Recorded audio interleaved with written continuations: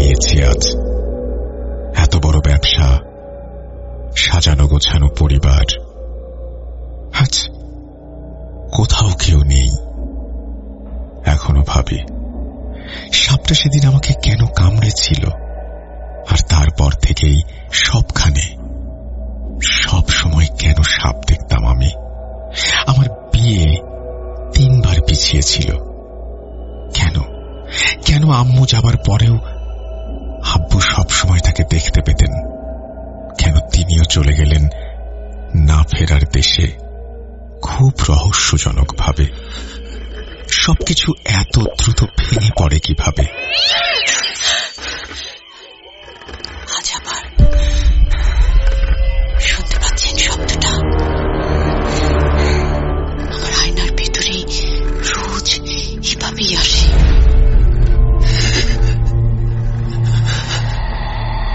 Bhoot.com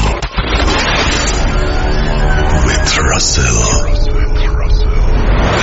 welcome back. আপনাদের সবাইকে স্বাগত জানাচ্ছি আমি রাসেল। আশা করছি আপনারা সবাই ভালো আছেন এবং ভালোর তলে আছেন। আমিও ভালো আছি আর ভালোর তলেই আছি। নতুন একটা ঘটনায় যাব, যেভাবে লেখা আছে সেভাবেই পড়ে শোনাচ্ছি। আসসালামু আলাইকুম, আমার নাম আশিক। আজ যে ঘটনা আমি আপনাদের শোনাতে চাচ্ছি এটা নিছক কোনো ঘটনা নয়, বরং আমার নিজের জীবনের এক করুণ কাহিনী। আমি কি ছিলাম আর এখন কি হয়ে গেছে, আমার সাথে এত কিছু কেন হলো? এটা কি কোনো পরীক্ষা নাকি আমার কোনো অপরাধের শাস্তি, তা আমি জানি না। আমারও 8-10টা মানুষের মতো একটা স্বাভাবিক জীবন ছিল। ছোটখাটো ভুল তো সবারই হয়, কিন্তু আমার মনে পড়ে না আমি জীবনে কখনো বড় কোনো ভুল করেছি। আজও আমি এই বিষয়টা বুঝতে পারছি না যে আমার সাথে এরকম কেন হলো। আপনাদের অনেকেরই হয়তো আমার কথা শুনে একটু অদ্ভুত লাগতে পারে, কিন্তু আমি যে যন্ত্রণার মধ্য দিয়ে গিয়েছি, আমার প্রার্থনা আপনারা কেউ যেন কখনোই এইরকম পরিস্থিতির সম্মুখীন না হন। আমি কুমিল্লার বাসিন্দা এবং 10 বছর আগে আমার কুমিল্লা টাউনে একটা বড় ডিপার্টমেন্টাল স্টোর ছিল। ওই দোকানের সেল ছিল প্রতিদিন বেশ ভালো রকমেরই। এর মধ্য থেকে আমি সব খরচ বাদে মাসে বেশ মোটা অঙ্কের টাকা সেভ করতাম। জীবন খুব শান্তিতে চলছিল। আমার মা বাবার একমাত্র সন্তান ছিলাম আমি। এত টাকা আসার পরও আমি কখনো সেটা নষ্ট করিনি। আমার বদভ্যাস বলতে যেটা ছিল তা হলো আমি প্রচুর পরিমাণে সিগারেট খেতাম। এর বাইরে আমি জীবনে কখনো কোনোদিন অন্য কোনো কিছু করিনি বা অন্য পথে পা বাড়াইনি। আমার সবকিছু তখন শুরু হলো যখন আমার বিয়ে ঠিক হলো। আমার অ্যারেঞ্জড ম্যারেজ হয়েছিল। আমার বিয়ের দিন একটি ঘটনা ঘটল আমার সাথে। বিয়ের দিন কিভাবে জানি না আমার ঘর থেকে একটা বিশাল বড় সাপ বেরিয়ে এলো এবং সে আমার পায়ে কামড়ও দিল। আমাকে তাড়াতাড়ি হাসপাতালে নিয়ে যাওয়া হলো। আমি আইসিইউতে ছিলাম 3 দিন। বলতে গেলে আমার বাঁচার কথা না থাকলেও আমি জীবনের এই পরিণতি ভোগ করার জন্যই হয়তো বেঁচে গিয়েছিলাম। না হলে যে সাপটা আমাকে কামড়েছিল সেটা অনেক বিষাক্ত ছিল, আমার বাঁচা ছিল অসম্ভব। এই সবকিছুর মধ্যে সবচেয়ে অবাক করা বিষয় হলো আমাদের বাড়িতে সাপ কিভাবে এলো। কেউই বুঝতে পারছিল না যে সাপটা আসলে আসলো কোথা থেকে।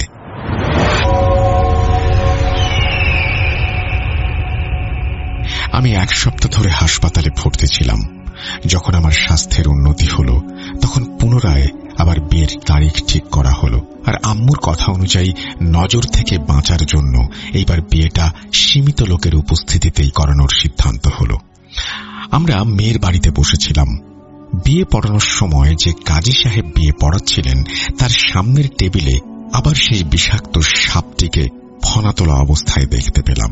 সাপটি দেখে আমি প্রচন্ড ভয়ে জোরে একটা চিৎকার দিলাম আর সাথে সাথে বেহুঁশ হয়ে মাটিতে পড়ে গেলাম। চারপাশে হইচই শুরু হয়ে গেল। সবাই বলতে শুরু করলো জামাই বেহুঁশ হয়ে গিয়েছে। যখন আমার জ্ঞান ফিরল তখন দেখি আমি বাড়ির বিছানায়। আমার পরিবার এবং শ্বশুর বাড়ির লোকেরা আমার চারপাশে দাঁড়িয়ে আছেন। আমি তাদের জিজ্ঞাসা করলাম, সাপটা কোথায়? মেরে ফেলুন, নইলে আবার আমাকে কামড়াবে। তারা আমার কথা শুনে অবাক হয়ে একে অপরের মুখ চাওয়াচাওয়ি করতে লাগলো। না তো, আমরা তো কোনো সাপ দেখিনি। বিয়ে পড়ানোর সময় অনেক লোক আমার চারপাশে দাঁড়িয়েছিল। আমার কাজিন, শ্বশুরবাড়ির লোকজন, মা বাবা এবং অনেক বাচ্চাও সেখানে খেলছিল। এটা কিভাবে সম্ভব যে একা আমি শুধু সাপটাকে দেখলাম আর কেউই দেখতে পেল না? আমি সবাইকে বোঝানোর চেষ্টা করছিলাম ওই সাপ সামনের টেবিলেই বসা ছিল, কিন্তু কেউ আমার কথা বিশ্বাস করছিল না। তারা বলছিল হয়তো সেদিন সাপের কামড় খেয়ে আমার মনে সাপের ভয় ঢুকে গেছে, তাই সব জায়গায় সেটাকে দেখতে পাচ্ছি। সেদিন আমার বিয়ে হলো না। বাড়ি ফিরে আমার মা কোনো এক পীর সাহেবের কাছ থেকে আমার জন্য একটা তাবিজ নিয়ে এলেন আর আমার গলায় পরিয়ে দিলেন। তৃতীয়বার আমার বিয়ের তারিখ নির্ধারিত হলো। এবার ঠিক করা হলো শুধু বাড়ির লোকজনের উপস্থিতিতেই বিয়ে হবে। এইবার আলহামদুলিল্লাহ আমার বিয়ে কোনো ঝামেলা ছাড়াই সম্পন্ন হলো। কিন্তু ওয়ালিমা 1 মাস পিছিয়ে দেয়া হলো। বিয়ের পরদিন সকালে যখন আমি চোখ খুললাম তখন দেখলাম আমার স্ত্রী বিছানার পাশে চুপ করে বসে আছে। আমি তাকে জিজ্ঞাসা করলাম, সব ঠিক আছে তো? উত্তরে সে বলল, রাতে তুমি কি সব বলছিলে?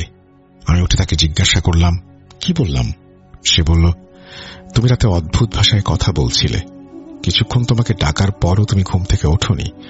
বারবার বলছিলে একে ছেড়ে দে, এই ছেলে মরতে চলেছে, ইত্যাদি। আমি আমার স্ত্রীর কথা শুনে ভাবছিলাম সে আমার সাথে মজা করছে, কারণ কথাগুলো সে বলছিল এবং সেই কথাগুলোর কোনো কিছুই আমি মনে করতে পারছিলাম না। আমি কি করব বুঝতে না পেরে আমার স্ত্রীর দিকে তাকিয়ে হেসে দেই। হাসতে হাসতে তাকে বলি, আমার সাথে মজা করছো? আমার কথা শুনে আমার স্ত্রী আমাকে বলে, বিয়ের দিনে কেউ মৃত্যুর কথা বলে কিভাবে? তার কথায় আমি স্পষ্ট বুঝতে পারলাম সে ভীষণ অসন্তুষ্ট হয়েছে আমার কথায়। আমি তাকে আর কিছু বললাম না। সারাদিন আমি চিন্তায় ছিলাম সে তার বাবা মাকে আবার এসব কথা বলে না ফেলে। আমাদের বিয়েটা ছিল অ্যারেঞ্জড ম্যারেজ। আমরা একে অপরকে একদমই চিনতাম না। সে আমার এই কর্মকাণ্ডের জন্য আমাকে পাগলও ভাবতে পারে, কিন্তু আমি একটু হাসি ঠাট্টা করে শেষে তাকে মানিয়ে নিলাম। পরের 3-4 দিন বেশ ভালোই কাটল। তারপর আমরা প্ল্যান করলাম এবার আমাদের কোথাও যেতে হবে। পরদিন আমাদের সুইজারল্যান্ডের ফ্লাইট ছিল। আমরা বের হবার প্রস্তুতি নিচ্ছিলাম, কিন্তু ফ্লাইটের 1 ঘন্টা আগেই আমার মায়ের মৃত্যু হল। হঠাৎ করেই আম্মুর এত জটিল স্ট্রোক হয়েছিল যে কয়েক সেকেন্ডের মধ্যে তিনি আল্লাহর কাছে চলে গেলেন। যেখানে কিছু সময় আগেও আনন্দের পরিবেশ ছিল, সেখানে এখন কেবলই শোকের ছায়া। আমার শ্বশুর বাড়ির লোকজনও আমার সাথেই ছিলেন। সবাই হাসি মশকরা করছিলেন, আমাদের বিদায় জানাতে এসেছিলেন। আমরা কিছু বুঝে ওঠার আগেই কি থেকে কি হয়ে গেল। আম্মু মারা যাবার পর আমি বেশ বড়সড় ধাক্কা খেয়েছিলাম। কিছুতেই মানতে পারছিলাম না আমার মা আর এই দুনিয়ায় নেই। দেখতে দেখতে আম্মুর 40 এসে গেল। বাড়িতে যেন এক শোকের পরিবেশ বিরাজমান। আম্মু চলে যাওয়ার পর আব্বু খুব বেশি একা হয়ে গিয়েছিলেন। তিনি নিজের ঘরে একেবারে নিজেকে বন্দী করে ফেললেন। একদিন রাতে আমার মনে হলো কেউ যেন আমার রুমের দরজায় ঠক ঠক করে কড়া নাড়ছে। আমি তাড়াতাড়ি উঠে দরজা খুললাম। বাইরে আব্বু দাঁড়িয়ে। তিনি জোরে জোরে হাসছিলেন। আমি আব্বুকে বললাম, কি হয়েছে? তিনি বললেন, আশিক দেখ, তোর মা ফিরে এসেছে। আব্বুর কথা শুনে আমার মনে হলো আব্বু কোনো স্বপ্ন দেখেছেন। কি বলছো তুমি? আম্মু কেন ফিরে আসবে? তিনি বললেন, বাবা, তোর আম্মুকে আমি আমার ঘরে দেখেছি। আব্বুর কথাগুলো শুনে মনে হলো তিনি খুবই চিন্তিত, আর এই চিন্তার কারণেই তিনি স্বপ্নটাকে সত্যি মনে করছেন। আমি তাকে নিয়ে ঘরে শুইয়ে দিলাম এবং তার পাশে বসে রইলাম। আমি তাকে বোঝানোর চেষ্টা করছিলাম আর বলছিলাম আম্মু এই দুনিয়ায় নেই আর তাকে এই সত্যিটা মেনে নিতে হবে। বাবা এরপর চুপ হয়ে গেলেন এবং আমার কাছে পানি চাইলেন। আমি পাশে থাকা জগের দিকে তাকিয়ে দেখলাম জগ খালি। আমি জগটা তুলে নিলাম এবং পানি আনতে রান্নাঘরে চলে গেলাম। পানি ভরে এনে আমি আব্বুকে ডাকলাম, কিন্তু কোনো উত্তর নেই। বিছানায় কাত হয়ে শুয়েছিলেন। আমি তার কাছে গিয়ে দেখলাম তিনি অজ্ঞাত সারে ঘুমিয়ে আছেন। আমি তাকে ডেকে উঠাতে চাচ্ছিলাম না, তাই বিছানার পাশে টেবিলে পানির জগ রেখে দিলাম এবং ধীরে ধীরে দরজা বন্ধ করে বের হয়ে এলাম। সকালে যখন আমরা উঠলাম তখন দেখলাম আব্বু বেশ চুপচাপ হয়ে গেছেন। তার সাথে কথা বলতে চাইলে তিনি শুধু মাথা নেড়ে উত্তর দিচ্ছিলেন। আমি আব্বুর হাত ধরলাম আর ডাইনিং টেবিলে নিয়ে এলাম। আমরা সেখানে বসে নাস্তা করতে লাগলাম। আমার স্ত্রীও সেখানে ছিল এবং কাজের মহিলার সাথে নাস্তা বানাচ্ছিল। আমি বাবাকে জিজ্ঞেস করলাম, আপনি কি কিছু নিয়ে চিন্তিত? তিনি আমার দিকে তাকালেন, বললেন, আশিক, আমি তোকে একটা কথা বলতে চাই, কিন্তু তোকে কথা দিতে হবে যে তুই আমার কথা বিশ্বাস করবি। অবশ্যই, বলো আব্বু, কি বলবে? গতকাল রাতে আমি তোর মাকে দেখেছিলাম। এটা আমার কোনো মনের ভুল না, আর আমি কোনো স্বপ্নও দেখিনি। আমি সত্যি তোর মাকে দেখেছি, আর শুধু রাতের বেলাতেই না, এখন ডাইনিং রুমে সে আছে, মানে তোর ওই পাশের চেয়ারটা, ওখানে সে বসে আছে। আব্বুর কথা শুনে আমি আমার পাশের চেয়ারে তাকালাম, কেউ নেই। আমার মনে হলো আব্বু হয়তো আম্মুর এই হঠাৎ মৃত্যুতে মানসিকভাবে দুর্বল হয়ে পড়েছেন। আমি সময় নষ্ট না করে একজন সাইকিয়াট্রিস্টের অ্যাপয়েন্টমেন্ট করলাম। আমার মনে হচ্ছিল আব্বু মনে খুব বেশি আঘাত পেয়েছেন, এই কারণেই তিনি প্রতিটি জায়গায় আম্মুকে দেখতে পাচ্ছেন।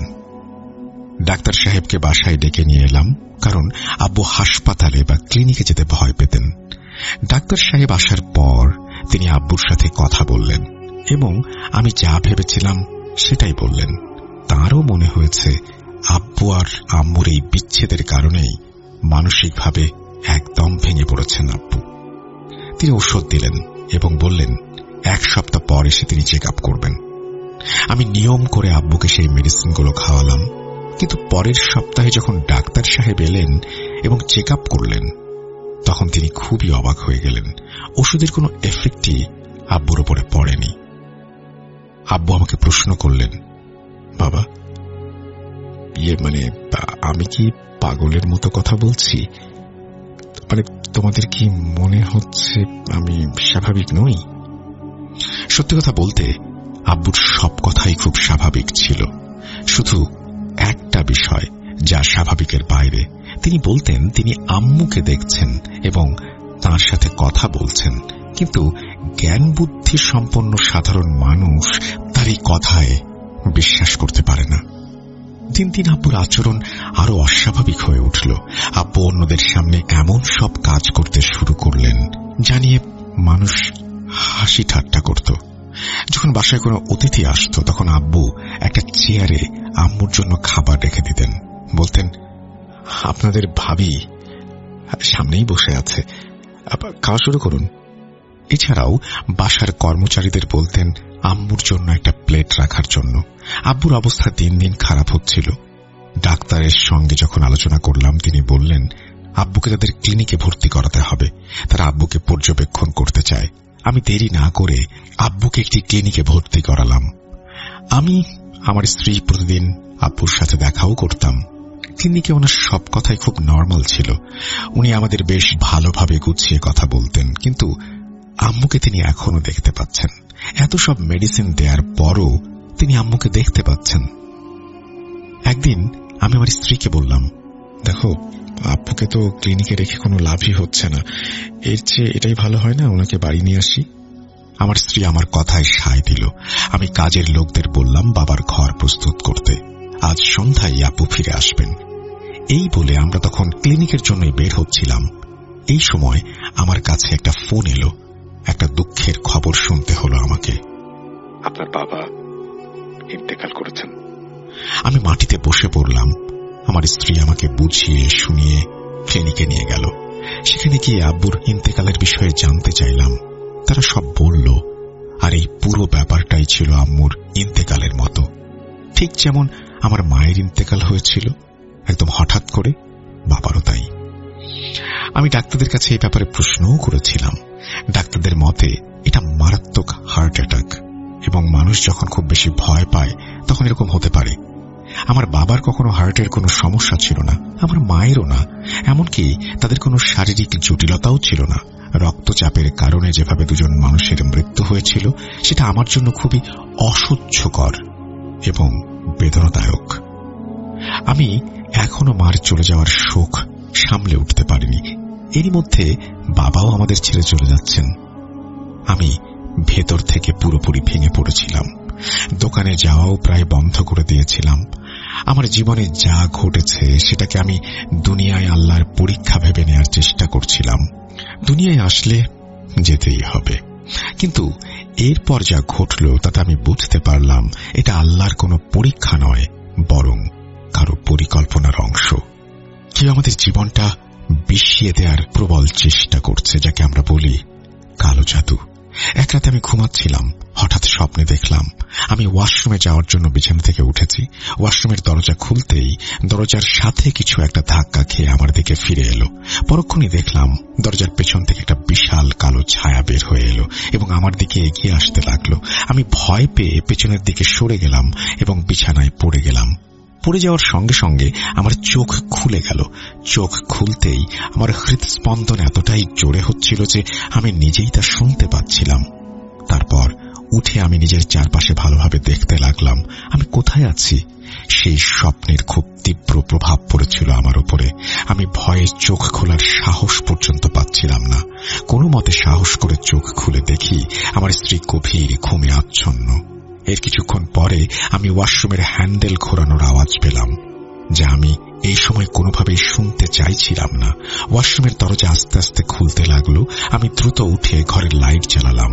ওয়াশরুমের দরজা যতটুকু খোলা ছিল ততটুকুই রইল। আমি সাহস করে সামনে এগিয়ে গিয়ে ওয়াশরুমের দরজা খুলে দেখলাম ভেতরে কেউ ছিল না। এভাবেই আমার দিন কাটতে লাগলো। আমি স্বাভাবিক হওয়ার জন্য আবার ডিপার্টমেন্টাল স্টোরে যেতে শুরু করলাম, কিন্তু তাতেও আমার মন বসছিল না। আমি আবার সেখানে যাওয়া ছেড়ে দিলাম। দোকানে আমার একজন ম্যানেজার ছিল যে প্রতিদিন রাতের বেলা বাসায় এসে আমাকে হিসাব বুঝিয়ে দিত। যখন সে দেখল দোকানের মালিক আর আসে না, তখন ধীরে ধীরে সে প্রতিদিন না এসে কোনো না কোনো ক্ষতির কথা বলতো। কখনো বলতো কোনো ক্রেতা টাকা নিয়ে পালিয়ে গেছে, আবার কখনো বলতো মালপত্র এক্সপায়ার হয়ে গেছে। প্রতিদিন এই একই কাহিনী। এদিকে আমার অবস্থা এমন হয়ে গিয়েছিল, মনে হচ্ছিল আমাকে যেন ঘরের মধ্যে বন্দী করে রাখা হয়েছে। ঘর থেকে বের হওয়ার কোনো ইচ্ছেই আমার ছিল না। আমি যদি বেরও হতাম তবে মনে হতো আমার সাথে খারাপ একটা কিছু হবে, আমি মরেও যেতে পারি। অদ্ভুত ধরনের একটা ভয় আমার ভেতরে বাসা বাঁধল। আমি যা যা ভাবতাম তা আপনাদের বললে অনেকেই হাসবেন। আমার মাথায় এমন চিন্তা আসতো, যদি ঘর থেকে বের হই এবং গাড়িতে আমার অ্যাক্সিডেন্ট হয়, আর সেটা যদি কোনো পুলিশের সাথে হয়, তাহলে অ্যাক্সিডেন্টে মরে না গিয়েও আমাকে তার হাতে মরতে হবে। এই চিন্তাগুলো এত দ্রুত আসতো যে আমি নিয়ন্ত্রণ হারিয়ে ফেলতাম এবং সেগুলোকে সত্যি মনে করতাম। এর পেছনের কারণ হয়তো আমার জন্য আমার নিজের ঘর একটা জেলের মতো হয়ে গিয়েছিল এবং আমি সেখানে কয়েদির মতো জীবন কাটাচ্ছিলাম। একদিন বাসার কাজের মেয়ে আমার ঘরে আসে। তাকে খুব নার্ভাস লাগছিল। আমাকে বলল, ভাইয়া, ঘরের বাইরের দিকে একটা বাচ্চা দাঁড়িয়ে আছে। কি হয়েছে তাতে? এদের চিন্তার কি আছে? বাচ্চাই তো দাঁড়িয়ে আছে। আমি মনে করেছিলাম হয়তো প্রতিবেশীর কারো বাচ্চা, কিন্তু আমার কাজের মেয়েটি কাঁদতে কাঁদতে বলল, ভাইয়া, বাইরে বাচ্চার সাথে খালাম্মা বসে আছে। এই কথা শুনে আমি হাঁ হয়ে তাকিয়েছিলাম। খালাম্মা বলে সে সম্বোধন করছিল আমার আম্মুকে। আমি কিছুক্ষণ চুপ থেকে বললাম, তোমার মাথা ঠিক আছে? কি বকবক করছো? আমার কাজের মেয়ে কসম করল। আমি বাইরে এসে দেখলাম কেউ নেই। সে তার বাচ্চাদের ডাকলো, তাদের মাথায় হাত রেখে বলল, ভাইয়া, খালাম্মা এইখানেই বসেছিলেন, তার সাথে একটা বাচ্চা ছিল। আমি একটুও মিথ্যা বলতেছি না। আমি কাজের মেয়েকে বললাম, তুমি তোমার বাচ্চাদের নিয়ে যাও, যখন তোমার আপা আসবে তখন তোমার সাথে কথা বলবো। কিন্তু আমার কথা উপেক্ষা করে সে সন্ধ্যার আগে আগেই তার সব জিনিসপত্র গুছিয়ে নিয়ে চলে গেল। সে আমাদের অনেক পুরনো কাজের মেয়ে ছিল। মনে হচ্ছিল সে খুবই অস্বাভাবিক কিছু দেখে ফেলেছে এবং তার জন্য এখানে কাজ করাটা খুব কঠিন। অন্যদিকে আমি যেমন আচরণ করেছিলাম তাও স্বাভাবিক ছিল না। আমি বাড়ির বাইরে বের হওয়া একেবারেই ছেড়ে দিলাম। আমার স্ত্রীও এই কারণে বিরক্ত। আমাদের মধ্যে ঝগড়া শুরু হলো। অন্যদিকে আমার ব্যবসাও দিন দিন চরম ক্ষতিগ্রস্ত হচ্ছিল। একদিন খবর পেলাম আমার ম্যানেজার আমার দোকান দখল করে নিয়েছে। সে ভাড়া চুক্তি পরিবর্তন করে নিয়েছে, মালপত্র আমাকে ধোঁকা দিয়ে সাইনও করিয়ে নিয়েছে। আমার খারাপ সময়ের সুযোগ নিয়ে আখের গুছিয়েছে। আমি বাড়িতে বসেই 2-3 জন আইনজীবীকে সেখানে পাঠিয়েছিলাম, কিন্তু তারা এসে বলল আমাদের নাকি আদালতে যেতে হবে। আইনজীবীদের মতে তার কাছে এত বেশি অথেন্টিক কাগজপত্র আছে যে আদালতে আমাদের পক্ষে কোনো কিছু প্রমাণ করা সম্ভব না। আমার দোকানটা ছিল 3 তলা একটি বিল্ডিং এর নিচ তলায়। আমি ভাড়া নিয়েছিলাম। সেখানে কোটি কোটি টাকার মালপত্র ছিল, যা আমার ম্যানেজার জাল কাগজপত্র তৈরি করে সব নিজে নিয়ে নিয়েছে। আমি এই স্টোর তার কাছে বিক্রি করে দিচ্ছি এরকম। প্রথমে মা, পরে বাবা, আর এখন আমার একমাত্র আয়ের উৎসটিও আমার হাত থেকে চলে গেল। আমি ভাবতে লাগলাম, আচ্ছা, কোন স্বাভাবিক মানুষের জীবনে কি এতটা ওঠানামা থাকতে পারে?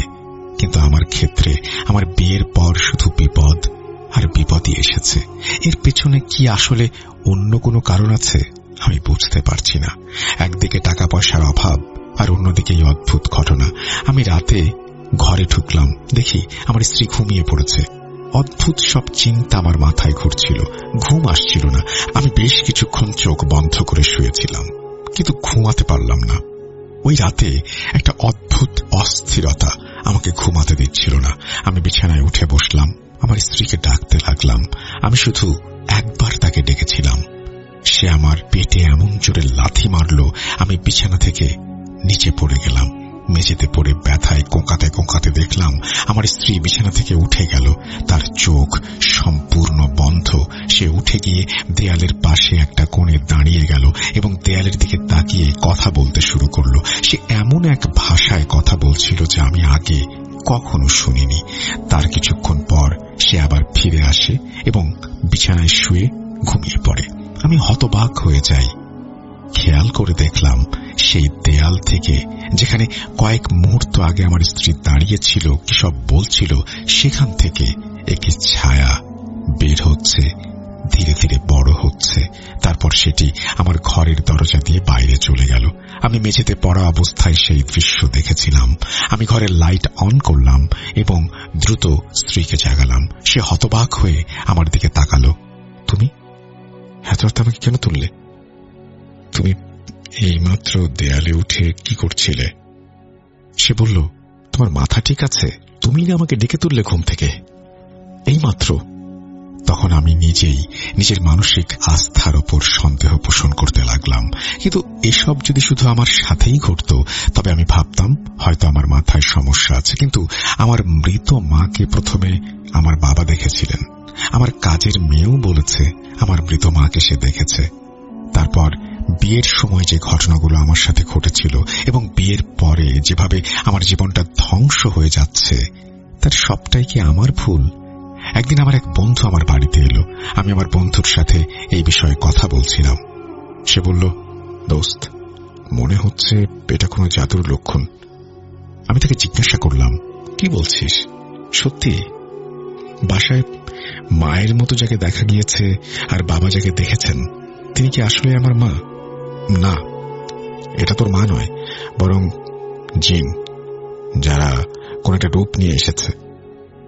তাহলে এর সমাধান কি? আমি কিভাবে মুক্তি পাবো বল? তুই কোনো হেল্প করতে পারবি? হ্যাঁ, একটা লোককে চিনি, চেষ্টা করলে আজ রাতেই তাকে নিয়ে আসতে পারবো। তারপর সেই রাতেই আমার বন্ধু একজন মওলানা সাহেবকে নিয়ে এলেন। তার হাতে বড় একটা তসবিহ, যা তিনি লাগাতার পড়ছিলেন। পরে আমাকে জিজ্ঞাসা করলেন, আপনার ঘর কোনটা, যেখানে আপনি ঘুমান? আমি তাদের আমার ঘরটা দেখিয়ে দিলাম। আমার বউ সেখানে বসেছিল। সে লাগাতার আমার দিকে রাগ নিয়ে তাকিয়েছিল, কারণ সে সব বিষয়ে বিশ্বাস রাখত না। কিন্তু আমি তাকে অনুরোধ করলাম, তাই সে আমার সাথে বসে পড়ল। সেই মওলানা সাহেব আমার সামনে বসে কিছু পড়তে লাগলেন। পড়তে পড়তে আধা ঘন্টা পেরিয়ে গেল। আমি দেখলাম পড়ার সময় তার নাক দিয়ে রক্ত পড়তে শুরু করল। মওলানা সাহেব চোখ বন্ধ করলেন। আমি জানি না বুঝতে পারছিলেন কিনা, কিন্তু আমাদের চোখে সবকিছু স্পষ্ট ছিল যে তার নাক দিয়ে রক্ত পড়ছে। আমি আমার বন্ধুকে ইশারা করলাম তাকে জানাতে। আমার বন্ধু মুখে আঙুল দিয়ে শান্ত থাকতে বললেন। মৌলভী সাহেব কিছু একটা বিড়বিড় করে পড়ছিলেন। পড়া শুরু করার পর মনে হচ্ছিল যেন বাড়িতে কিছু গন্ডগোল হচ্ছে। প্রথমে আমরা রান্নাঘর থেকে বটি পড়ার আওয়াজ শুনলাম। আমি আগে থেকেই বাড়ির কাজের লোকজনদের ছুটি দিয়েছিলাম। প্রথমে বাটিগুলো একটার পর একটা পড়ার আওয়াজ আসতে লাগলো। তারপর আবার সেই ওয়াশরুমের দরজা খোলার আওয়াজ, এবং সেটা আপনা আপনি বন্ধ হয়ে গেল। আমাদের ঘরের লাইট হঠাৎ করে বন্ধ হয়ে গেল। আমরা সেই মৌলানা সাহেবের চিৎকারের আওয়াজ শুনতে পেলাম। তার চিৎকার শুনে আমরা তিনজনই ভয় পেয়ে গেলাম। আমরা উঠে ঘর থেকে বেরোতে যাচ্ছিলাম, হঠাৎ করেই লাইট জ্বলে উঠল। আমরা দেখলাম পীর সাহেবের ওপর কিছু একটা ভর করেছে। তার চোখ লাল এবং তিনি আমাদের দিকে তাকিয়ে কথা বলতে শুরু করলেন। তুই যা খুশি কর, আমাদের হাত থেকে রেহাই পাবি না। এভাবে কথা বলতে বলতে মৌলানা সাহেব অজ্ঞান হয়ে গেলেন। জ্ঞান ফিরলে তিনি আমাদের দিকে এমন ভাবে তাকাচ্ছিলেন যেন খুবই চিন্তিত। তিনি নিজের জায়গা ছেড়ে উঠলেন আর আমার বন্ধুকে বাইরে যাওয়ার ইশারা করলেন। তারা দুজনই আমার সঙ্গে কথা না বলে সেখান থেকে বের হয়ে গেল। পরের দিন আমার বন্ধু বলল, মৌলানা সাহেব বলেছেন আমাদের উপর খুবই বিপজ্জনক জাদু করা হয়েছে। এই জাদু এত শক্তিশালী যে এর প্রভাব শেষ না হওয়া পর্যন্ত কিছুই করা সম্ভব না। আমার কপাল ভালো যে আমি বেঁচে গেছি, নাহলে জিনরা আমাকেও মেরে ফেলত। আমি জিজ্ঞাসা করলাম, এই জাদুর উদ্দেশ্য কি? এটা কেন করা হচ্ছে? আমার বন্ধু বলছিল, মৌলানা সাহেব বলেননি জাদু কে করাচ্ছে, কিন্তু তার কথা মতোই যেই করাচ্ছে তার উদ্দেশ্য হল আমার সর্বনাশ করা, আমাকে ধ্বংস করা, রাস্তায় নামিয়ে আনা। আমি এই ব্যাপারে আমার বউয়ের সাথে কথা বললাম। তার কথা শুনে আমি বুঝতে পারলাম যে এসবের জন্য সে প্রস্তুত ছিল না এবং বলছিল মৌলানা সাহেব একটা ফ্রড, আমার কাছ থেকে টাকা তোলার জন্য এমন কথা বলছে। যখন বউ বলল তখন আমি গুরুত্ব দিলাম না। আগে আমি আমার উপরের ফ্ল্যাটটা ভাড়া দিয়েছিলাম, কিন্তু খরচ বেশি ছিল আর ভাড়া কম আসছিল, আর তাই ওপরের অংশ খালি করে সেটাকে বন্ধক দিয়ে দিলাম। এই বন্ধকের টাকাও ধীরে ধীরে শেষ হয়ে গেল। পরে আমি নিচের অংশটাও বন্ধক দিয়ে নিজে ভাড়া থাকলাম। কিন্তু বড় সমস্যা ছিল, আমার নিজের কোনো রোজগার ছিল না। আমি এমন কিছু খুঁজছিলাম যাতে বাসায় বসেই খেতে পারি, কারণ আপনাদের বিশ্বাস হোক বা না হোক আমি বাইরে যেতে পারছিলাম না। কিছু করার শক্তি আমার মধ্যে একেবারেই ছিল না। একদিন আমার বউ এসে আমাকে বলল সে আমার সাথে আর থাকতে চায় না, তালাক চায়। আমি অনেক মিনতি করলাম, হাতে পায়ে পড়লাম, লাভ হল না। আমি জানতাম সে কিছু একটার কারণে প্রভাবিত। সত্যি বলতে মনে হচ্ছিল সে আমার বউ নয়, বরং কেউ অন্য একজন কথা বলছে। পরিশেষে আমার বউ আমাকে ছেড়ে চলে গেল। আমি একা হয়ে গেলাম। একাকিত্বকে সঙ্গী করে জীবন কাটাতে লাগলাম। এক রাতে নিচে গ্যারেজ থেকে কিছু জিনিস নিতে গিয়েছিলাম। যখন ফিরে আসছিলাম, সিঁড়ি দিয়ে উঠছিলাম, তখন মনে হলো আমার পেছনে কেউ সিঁড়ি দিয়ে চলছে, পেছন পেছন আসছে। আমি যখন থেমে ফিরলাম তখন সেখানে অন্ধকার ছাড়া আর কিছুই ছিল না। আমি আবার সিঁড়ি চড়তে লাগলাম, কেউ আমার পেছন পেছন আসছে। এইবার আমি অতিরিক্ত ভয় পেলাম। আমি হঠাৎ সিঁড়ি দিয়ে দৌড়ে উঠতে লাগলাম। এসে আমার ঘরে ঢুকে দরজা বন্ধ করে দিলাম। আমার পেছনে যে ছিল তার দৌড়ানোর আওয়াজ এখনো শুনতে পাচ্ছিলাম। তারপর সে আমার ঘরের কাছে এসে পৌঁছালো এবং মনে হলো বাইরে ছিল এবং আমার ঘরে ধাক্কা দিচ্ছিল। আমি খুব ভয়াবহ অবস্থার সম্মুখীন হলাম। ঘরের ভেতরেই বসে থাকলাম। বন্ধুকে ফোন দিলাম। আমার বন্ধু ফোন পেয়ে বাসায় এলো। বন্ধু যখন এলো তখন কিছুটা শান্তি পেলাম। আমার বন্ধু আমাকে বোঝাতে শুরু করলো, যাই হোক ভাই, জীবন এভাবে কাটবে না, তোর চিকিৎসা করাতে হবে আর মানতে হবে যে তোর উপরে কালো জাদু করা হয়েছে। কিন্তু আমি আমার বন্ধুর কথা শুনলাম না। তারপর যখন আমার সব টাকা শেষ হয়ে গেল তখন বাধ্য হয়ে বাড়ি বিক্রি করতে হলো। বাড়ি বিক্রি করে আমি ধারের সব টাকা ফেরত দিলাম আর বাকি টাকায় ভাবলাম কিছু একটা করব। আমার এক বন্ধু আমাকে পরামর্শ দিল, তুই কিছু দোকান কিনে ভাড়া দিয়ে দে।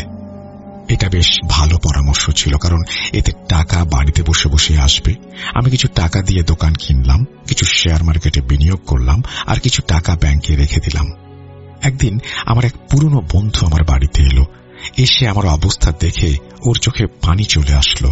বলল, দোস্ত, তুই না নামাজ পড়িস না আল্লাহর কাছে দোয়া চাস, তুই নামাজ পড়, কোরআন পড়, তোর সমস্যা চলে যাবে।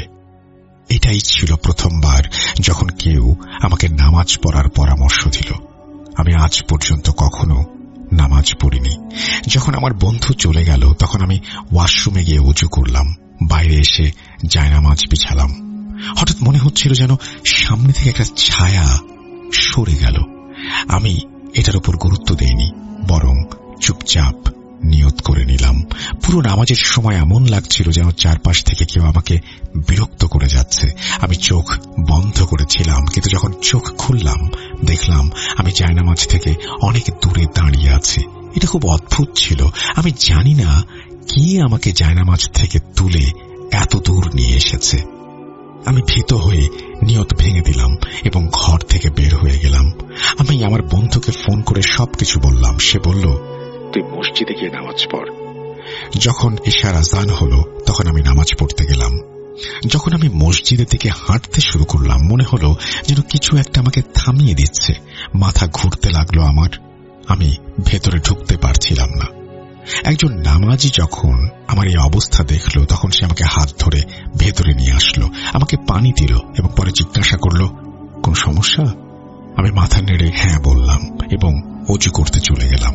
অজু করার পর আমি যখন ভেতরে গিয়ে সারিতে দাঁড়িয়ে গেলাম আবার সে একই অনুভূতি। মনে হলো আমার চারপাশে কেউ দাঁড়িয়ে আছে। আমি নামাজে মনোযোগ দেওয়ার চেষ্টা করলাম। আমি চোখ বন্ধ করে রেখেছিলাম। যখন আমার চোখ আমি খুললাম আর রুকুতে গেলাম তখন দেখলাম আমি অন্য কোনো একটা জায়গায় দাঁড়িয়ে আছি। দুই একজন আমাকে দেখে অবাক দৃষ্টিতে তাকিয়ে রইল। ইমাম সাহেব আমাকে বললেন, আপনার কোনো সমস্যা আছে? আমি কান্না করতে করতে বিয়ের পর থেকে যা যা ঘটেছে সব বললাম। তিনি ফোনে আমার সামনেই কাউকে কল দিলেন। ইমাম সাহেব আমার মায়ের নাম জানতে চাইলেন। যার সাথে ফোনে কথা বলছিলেন তাকেও জানিয়ে দিলেন। তারপর তিনি বললেন, আপনি কাল আমার কাছে আসেন, আমি আপনাকে বিস্তারিত জানাবো যে আপনার সাথে সমস্যা কি হয়েছে। পরের সকালে আমি যখন ঘুম থেকে উঠলাম তখন মনে হলো আমার মাথার তলায় কিছু একটা ঠেকছে, আর সেখানে একটা না বরং বেশ কিছু জিনিস ছিল যা আমার মাথায় চাপ প্রয়োগ করছিল। আমি উঠে দাঁড়ালাম, বালিশের কাভার খুলে তার ভেতরে হাত দিলাম। তখন অনেকগুলো পেরেক আমি পেলাম। আমি বালিশের ভেতর হাত দিয়ে পেরেকগুলো বের করলাম। সেগুলো যেন শেষই হচ্ছিল না। আমার ধারণা সেখান থেকে প্রায় ৫-৬ ডজন পেরেক বের হলো। এরপর আবার হাত দিলাম। এবার কাগজ বের হতে শুরু করলো। সেগুলো কোনো তাবিজ ছিল যার উপরে স্পষ্টভাবে লেখা ছিল, ধ্বংসের সময় তখন যখন দুপুরে জোহরের সময় হলো। আমি এই সব কিছু নিয়ে ইমাম সাহেবের কাছে গেলাম আর বললাম, দেখুন এসব কি বের হয়েছে বালিশ থেকে। আমি আমার বালিশ অনেকদিন ধরেই ব্যবহার করছিলাম, কিন্তু এই পেরেকগুলো আর তাবিজ এর আগে কখনোই দেখিনি। ইমাম সাহেব বললেন, আমি আপনার ব্যাপারে ওস্তাদের সাথে কথা বলেছিলাম। সকালে ফজরের সময় আমার ওস্তাদের কাছে ফোনও আসলো। তিনি জানালেন আপনার উপরে খুব খারাপ কিছুর প্রভাব পড়েছে, আর জাদুর মাধ্যমে যাকে আপনার কাছে পাঠানো হয়েছে সে আমার ওস্তাদের উপরেও আক্রমণ করেছে। আমার ওস্তাদ আপনার চিকিৎসা করতে অস্বীকার করেছেন। কোন শক্তিশালী পীরের কাছে যান, পরামর্শ গ্রহণ করুন। এটা কাটানো এত সহজ না। ইমাম সাহেবের এই কথাগুলো আমার উপরে আরো বেশি প্রভাব ফেলেছিল। আমি বারবার কে কালো জাদু করিয়েছে তার নাম জানতে চাই, কিন্তু আমাকে জানানো হয় যদি তার নাম বলা হয় তবে যে ব্যক্তি এই নাম বলবেন তার মৃত্যু অবধারিত। আমার আর কিছুই করার ছিল না। এরপর আবার আগের ঘটনার পুনরাবৃত্তি। দোকানদাররা আমার ভাড়া দেয়া বন্ধ করে দিল। তারপর তারা সেই জায়গাটাও দখল করে নিল। স্টক এক্সচেঞ্জে আমার সব টাকা ডুবে গেল, আর যে ব্যাংকে টাকা ছিল সেটা ব্যাংক থেকে তুলতে গিয়ে রাস্তায় বন্দুকের মুখে সব টাকা ছিনতাই হয়ে গেল। চারপাশে যত বিপদ সব আমার উপরে এসে পড়ছিল। মনে হচ্ছিল আত্মহত্যা করব, কারণ আমার তো আর কিছু করার ছিল না। একদিন আমার এক বন্ধু বলল, আমার পরিচিত এক পীর সাহেব আছেন, তুমি সেখানে যাও, হয়তো তোমার চিকিৎসা হতে পারে। যখন একটু আশা দেখতে পেলাম আমি তৎক্ষণাৎ সেখানে রওনা দিলাম। আমি যখন সেখানে যাচ্ছিলাম আমাকে কেউ বা কিছু এমন জোরে একটা ধাক্কা দিল যে আমি প্রায় গর্তে পড়ে যাচ্ছিলাম। কোনো রকমে আমি সেখানে পৌঁছাই। উনি আমাকে বসান। উনি বললেন, আপনার উপরে ভয়ানক জাদু করা হয়েছে। উনি কিছু তাবিজ দিলেন আর বললেন, বাড়ি গিয়ে এগুলো নিয়ে কিছু একটা করতে হবে। আমি ওনার হাদিয়া দিয়ে বাসায় ফিরে আসি। বাসায় ফিরে এসে পকেটে হাত দিতেই দেখি তাবিজগুলো অদৃশ্য হয়ে গেছে। পরে আবারও একজন বললেন যে সিলেটে একজন খুব বড় পীর সাহেব আছেন। আমি সেখানে গেলাম। তখন আমার মাথায় কি ভর করলো আমি জানি না, আমি পীর সাহেবের ওপরেই হামলা করে দিলাম। ওনার মুরিদ ওনাকে বাঁচালো। উনিও একই কথা বললেন, আপনার উপরে ভয়ানক জাদু করা হয়েছে। আমি আবার হতাশ হয়ে ফিরে আসি। ব্যাপারটা অদ্ভুত ছিল, কারণ সবাই বলছিল জাদু করা হয়েছে, কিন্তু চিকিৎসার জন্য কারো কাছেই সাহায্য পাচ্ছিলাম না। এই হলো আমার ভাগ্য। এরপর আমি অনেক জায়গায় চাকরি করার চেষ্টা করেছি, কিন্তু বের করে দেয়া হয়েছে আমাকে, কখনো মিথ্যা অপবাদ, আবার কখনো বিনা নোটিসে। আপনাদের মধ্যে কেউ আন্দাজও করতে পারবেন না যে আমি এখন কতটা কষ্টে আছি। আমি আমার যৌবনে কেমন জীবন কাটিয়েছি, আর এখন কতটা লজ্জায় পড়তে হচ্ছে। আমি পুরোপুরি যেন এক জীবন্ত ভগ্নাংশ হয়েই নিজের জীবন যাপন করছি। একজন বৃদ্ধ মহিলা আছেন যিনি আমাকে একটি ঘর দিয়েছেন। এই ঘটনা আমি আপনাদের জানাচ্ছি আমার পাশের বাড়ির একটি ছেলের মোবাইল থেকে। সে প্রায়ই তার মোবাইল নিয়ে আমার কাছে আসে এবং আমরা দুজন মিলে ভূত.com শুনি। কয়েকদিন ধরে ভাবছিলাম, সাহস হচ্ছিল না ঘটনা পাঠানোর। আমি শুধু চাই আমার জীবনের শেষ বছরগুলো একটু মর্যাদার সঙ্গে কাটাতে। ছোটখাটো প্রয়োজনের জন্য মানুষের কাছে হাত পাততে যেন না হয় আমাকে। আপনারা সবাই আমার জন্য দোয়া করবেন, যেন বাকিটা জীবন আমি এভাবেই পার করতে পারি, একটু মান সম্মানের সাথে। আসসালামু আলাইকুম। প্রিয় লিসেনার্স, সিফাত আলম এই ঘটনাটি কালেক্ট করেছেন, এবং এই ঘটনাটি আপনাদের যদি ভালো লাগে তাহলে আজকের এই লিঙ্কটি আপনি শেয়ার করুন আপনার পরিচিত মানুষদের সঙ্গে, কাছের মানুষদের সঙ্গে, আপনার সোশ্যাল মিডিয়া প্ল্যাটফর্ম থেকে। আমরা চলে যাব আমাদের পরবর্তী ঘটনায়।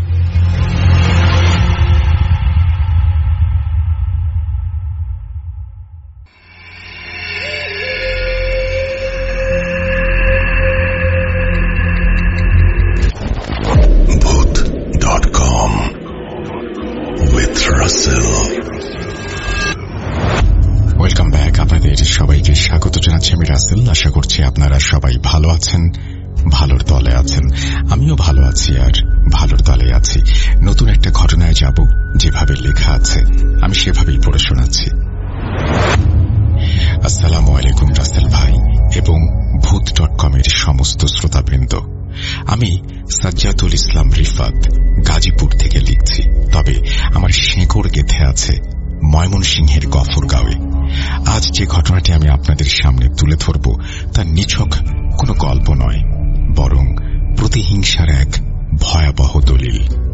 ঘটনাটি আমার বন্ধু এনায়েত করিমের কাছ থেকে শোনা, যা ঘটেছিল তার হোস্টেলের শিক্ষক হাবিব স্যারের পরিবারের সাথে। সময়টা 1989 সাল। রংপুর জেলার ভারত বাংলাদেশ সীমান্তের খুব কাছের এক নিভৃত গ্রাম। বিজলিবাতির ছিটে ফোঁটা নেই।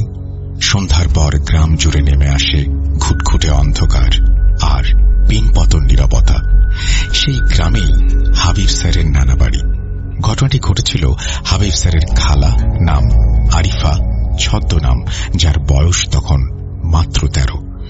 ভৌতিক পৃথিবীর কিছু অলিখিত নিয়ম থাকে। কিছু সত্তা বছরের পর বছর অপেক্ষা করে শুধু একটা সুযোগের জন্য। আরিফা খালার জীবনে সেই কাল রাত কিভাবে নেমে এসেছিল, চলুন সেই ঘটনাই শুনি।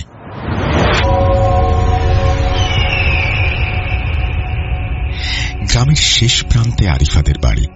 বাড়ির সীমানা ঘেঁষে একটি বিশাল পুরনো আমবাগান। স্থানীয়রা বলেন, সীমান্তের ধারের এই গাছগুলোতে দিনের বেলাতেও এক ধরনের ভারী বাতাস জমে থাকে। সেদিন বিকেলে পাড়ার সমবয়সীদের সাথে গোল্লাছুট খেলে বাড়ি ফিরছিলেন আরিফা। পশ্চিম আকাশে তখন সূর্য ডুবুডুবু। মাগরিবের আজানের ঠিক আগ মুহূর্ত। আলো আঁধারির সেই সন্ধিক্ষণে মানুষ আর অশরীরীদের জগৎ থাকে একে অপরের খুব কাছাকাছি। আমবাগানের ভেতর দিয়ে শর্টকাট রাস্তা। আরিফা দ্রুত পায়ে হাঁটছিলেন। হঠাৎ একটি বড় আম গাছের নিচে আসতেই তার ডান পাটা নরম এবং ঠান্ডা কিছুর ওপর পড়ল, অনেকটা কলার মোচা বা পিচ্ছিল কোনো লতার মতো। কিন্তু মুহূর্তের জন্য আরিফার মনে হল জিনিসটা নড়ে উঠল। হাড় হিম করা এক অনুভূতি পায়ের নিচ থেকে সোজা মাথায় উঠে গেল, কিন্তু তিনি ওদিকে একবারও তাকালেন না। এক অজানা আতঙ্কে দৌড়ে ঘরে ঢুকে পড়লেন। সেদিন রাত পর্যন্ত সব স্বাভাবিক ছিল। বিপত্তি বাঁধল মাঝরাতে। গভীর রাতে হঠাৎ আরিফার ঘর থেকে অদ্ভুত গোঙানির শব্দ আসতে শুরু করল। বাড়ির সবাই দৌড়ে গিয়ে যা দেখল তা কোনো 13 বছরের কিশোরীর আচরণ হতে পারে না। আরিফা তার বিছানায় বসে আছে, কিন্তু তার বসার ভঙ্গি মানুষের মতো নয়। মেরুদণ্ড বাঁকিয়ে ঘাড়টা অদ্ভুতভাবে কাত করে সে এক দৃষ্টিতে জানলার দিকে তাকিয়ে আছে। চোখ দুটো জবা ফুলের মতো লাল, আর মুখ দিয়ে অনর্গল গালিগালাজ বের হচ্ছে। বাড়ির লোকজন ভয়ে কুঁকড়ে গেল। আরিফার বাবা সাহসের সঞ্চার করে কাছে গিয়ে যেই স্পর্শ করতে গেলেন, আরিফা এক ঝটকায় ওনাকে সরিয়ে দিল। ওইটুকু মেয়ের গায়ে তখন 10 জনের শক্তি। সে হিস হিস করে উঠল, আমি ওকে নিয়ে যাব। সেই রাতটা ছিল নরকের মতো। পরদিন সকালে গ্রাম জুড়ে ছড়িয়ে পড়ল আরিফার জিয়ে ধরার খবর। ওই সময়ে গ্রামের একমাত্র ভরসা কবিরাজ বা ওঝা। আরিফার বাবা খোঁজ পেলেন 2 গ্রাম দূরের এক নামকরা কবিরাজের। যোগাযোগ ব্যবস্থা তখন নাজুক, তাই পায়ে হেঁটে রওনা দিলেন তিনি। পরদিন সকালে কবিরাজ এসে উপস্থিত হলেন। বাড়ির উঠোনে মাটির ওপর একটা সুরক্ষা বৃত্ত বা হিসার টানা হল। আরিফাকে অনেক ধস্তাধস্তি করে সেই বৃত্তের মধ্যে বসানো হল। কবিরাজ কিছু একটা পড়লেন। সরিষা ছিটিয়ে দিতেই আরিফার শরীরটা কেমন যেন বেঁকে গেল। শুরু হল এক অসম লড়াই। কবিরাজ তার অভিজ্ঞতার সবটুকু দিয়ে সেই অশরীরীকে বন্দী করার চেষ্টা করলেন।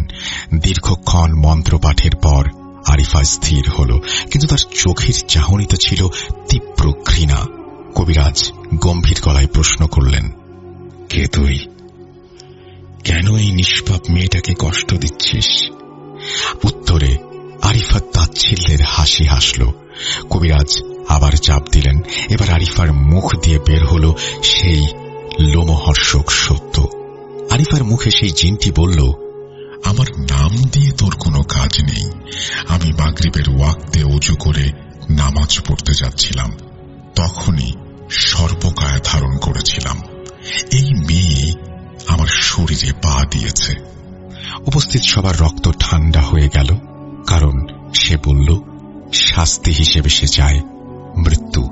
জিনটি নিজেকে পরহেজগার দাবি করে। কবিরাজ নরম সুরে বললেন, ও ভুল করেছে, ও তো মানুষ। মানুষ তো তোদের দেখতে পায় না। আরিফার ভেতরের সত্তা কিছুক্ষণ চুপ করে রইল। তারপর পরিবেশ কাঁপিয়ে চিৎকার করে বলল, আমার অভিধানে ক্ষমা নেই, তবে ওকে যদি বাঁচাতে চাস আজকে একটা আস্ত ঘাসি দিতে হবে সেই আম গাছের নিচে। কবিরাজ রাজি হলেন। তিনি জানতেন এই ধরনের শক্তিশালী জেদি জিনের সাথে তর্কে যাওয়া মানে রোগীর প্রাণ সংশয়। তিনি জিনকে কসম কাটালেন যে এই ভোগ পাওয়ার পরে সে আরিফাকে আর বিরক্ত করবে না।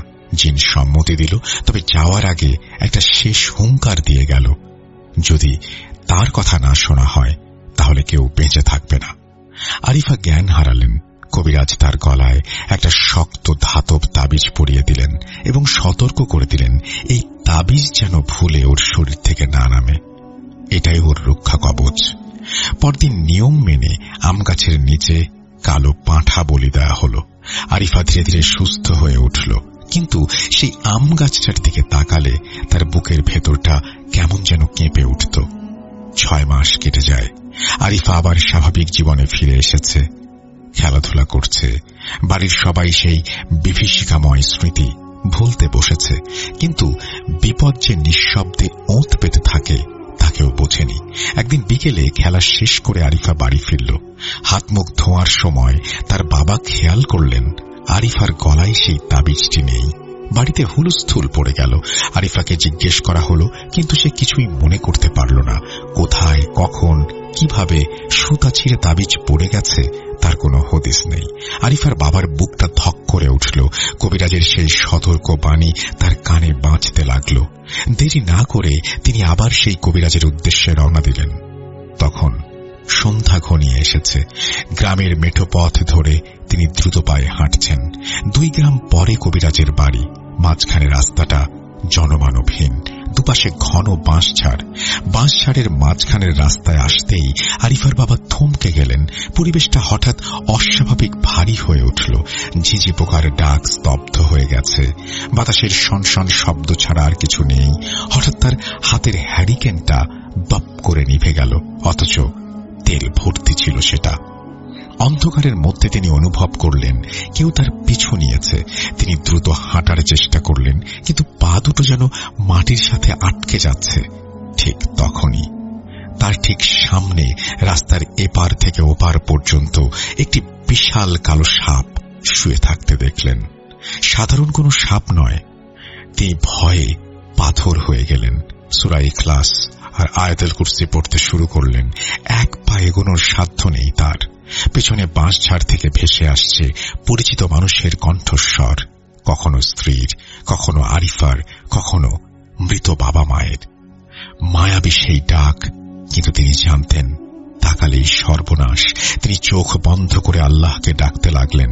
কতক্ষণ এভাবে কেটেছিল তার হিসেব নেই। হঠাৎ দূরে গরুর গাড়ির চাকার ক্যাঁচ ক্যাঁচ শব্দ শোনা গেল। সাহস সঞ্চয় করে তিনি চোখ খুললেন। সামনে সেই সাপ নেই। হ্যারিকেনটাও জ্বলে উঠল। তিনি দৌড়ে কোনো মতে কবিরাজের গ্রামে পৌঁছলেন। কিন্তু ভাগ্য সেদিন তার সহায় ছিল না। কবিরাজ বাড়িতে গিয়ে শুনলেন তিনি এক জটিল রোগী দেখতে ভিন গাঁয়ে গিয়েছেন। ফিরতে 2 দিন লাগবে। হতাশায় ভেঙে পড়লেন আরিফার বাবা। শূন্য হাতে, বুক ভরা আতঙ্ক নিয়ে তিনি ফিরতি পথ ধরলেন। যখন নিজের বাড়ির উঠোনে পা দিলেন, তখন ফজরের আজান হচ্ছে। বাড়িতে ঢুকতেই তিনি দেখলেন এক ভয়াবহ দৃশ্য। উঠোনে গ্রামের মানুষের ভিড়, সবার চোখে মুখে চরম আতঙ্ক। ঘরের ভেতর থেকে ভেসে আসছে অদ্ভুত সব শব্দ, যেন কেউ হাড় চিবোচ্ছে, ভারী কিছু আছাড় মারছে। আরিফার বাবা ভিড় ঠেলে ঘরের দরজায় দাঁড়ালেন। যা দেখলেন তাতে তার মস্তিষ্কের সব স্নায়ু অকেজো হয়ে উঠেছিল। আরিফা বিছানায় নেই। সে ঘরের মেঝেতে উল্টো হয়ে হাঁটছে। বাবাকে দেখা মাত্রই আরিফা দ্রুত তার কাছে গেল না, বরং ওখানেই স্থির হয়ে ঘাড়টা ঘুরিয়ে বাবার দিকে তাকাল। ঘর কাঁপিয়ে হাড় হিম করা কণ্ঠে সে বলল, বিলি, তোর সেই ওঝাকে?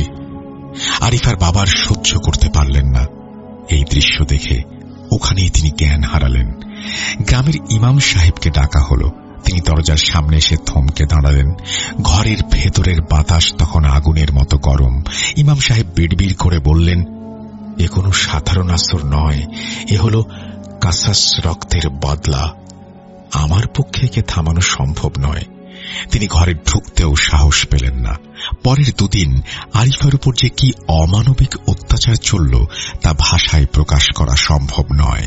সে নিজের শরীর নিজে খামচে রক্তাক্ত করতে লাগলো আর ক্রমাগত বলতে থাকলো, আমি যাব না, আমি ওকে নিয়েই যাব। 3য় দিন সকালবেলা হঠাৎ আরিফা উঠোনের মাঝখানে ছিটকে পড়ল। শুরু হলো এক ভয়ানক খিঁচুনি। মনে হচ্ছিল তার শরীরের ভেতরের হাড়গুলো কেউ অদৃশ্য হাত দিয়ে মুচড়ে ভেঙে দিচ্ছে। সে পানি চাইছিল, কিন্তু তার গলার স্বর দিয়ে মানুষের আওয়াজ বের হচ্ছিল না। সবচেয়ে ভয়াবহ দৃশ্যটি দেখা গেল তার মৃত্যুর ঠিক আগ মুহূর্তে। আরিফার নাক, কান এবং চোখের কোণ দিয়ে ছোট ছোট কালো পোকা বের হতে শুরু করল। উপস্থিত মানুষ ভয়ে পিছিয়ে গেল।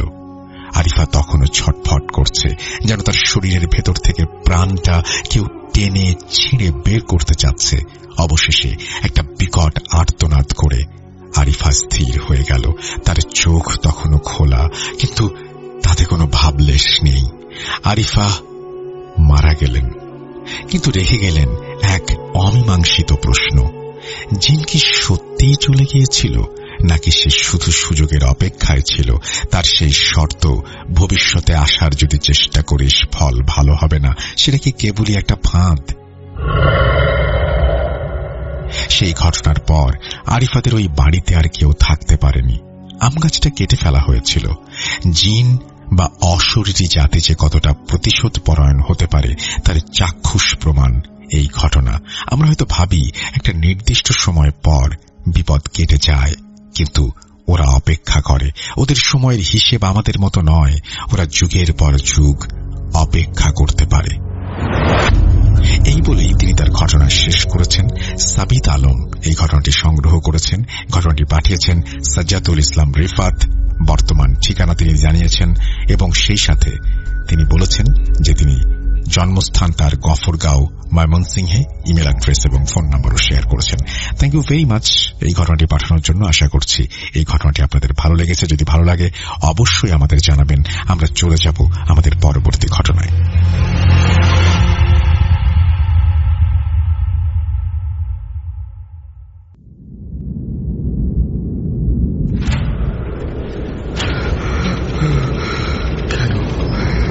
কেন তুমি আসো?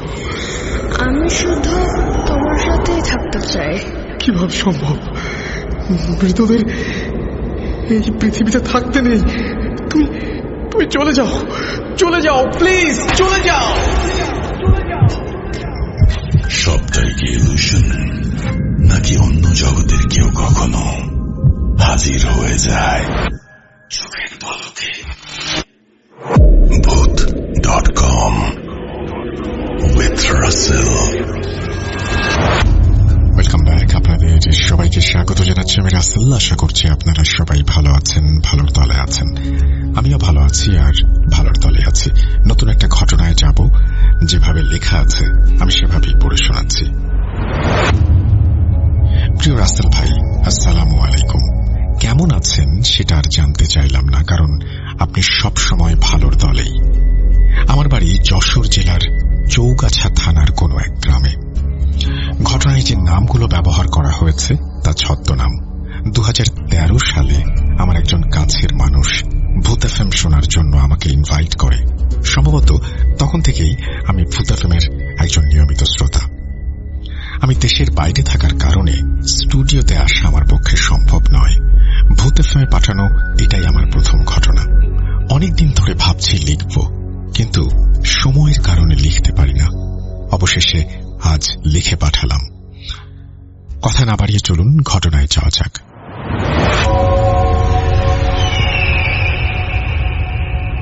ঘটনাটি ছিল 2016 সালের বর্ষাকালে। টানা কয়েকদিন ধরে বৃষ্টি হওয়ার কারণে পুরো নদীতে বৃষ্টির পানি থই থই করছে। আমার বন্ধু সবুজ প্রায় সব সময় নদীতে মাছ ধরত। আমি ঠিক করলাম সবুজের সাথে একদিন রাতে মাছ ধরতে যাব। যেই কথা সেই কাজ। পরদিন রাত 8টার সময় মাছ ধরার সরঞ্জাম, লাইট নিয়ে আমরা বেরিয়ে পড়ি মাছ ধরার উদ্দেশ্যে। মাছ ধরার জন্য সাঁকো পার হয়ে নদীর ওই পারে চলে গেলাম। মাছ ধরতে ধরতে আমরা অনেকটা দূরে চলে যাই। পরে খেয়াল করলাম আমরা শ্মশান ঘাটের বাঁধ বরাবর চলে এসেছি। নদীর ওই পাশে শ্মশান আর এই পাশে আমাদের পেছনে গভীর জঙ্গল। নদীর পাশে জঙ্গলের শুরুতে সারি সারি কলা গাছের লাইন। হঠাৎ করেই বাতাসের গতি বেড়ে যায়। মোবাইলে দেখলাম সময় রাত 9:30। আমি সবুজকে বললাম, ভাই চল চলে যাই। উত্তরে সবুজ আমাকে বলল, আরে ভয় পাচ্ছিস নাকি? কোনো ভয় নেই, এরকমটা প্রায়ই হয়। আমার সাথে তুই মাছ ধর, কোনো সমস্যা নেই। আমরা আবার মাছ ধরতে শুরু করলাম।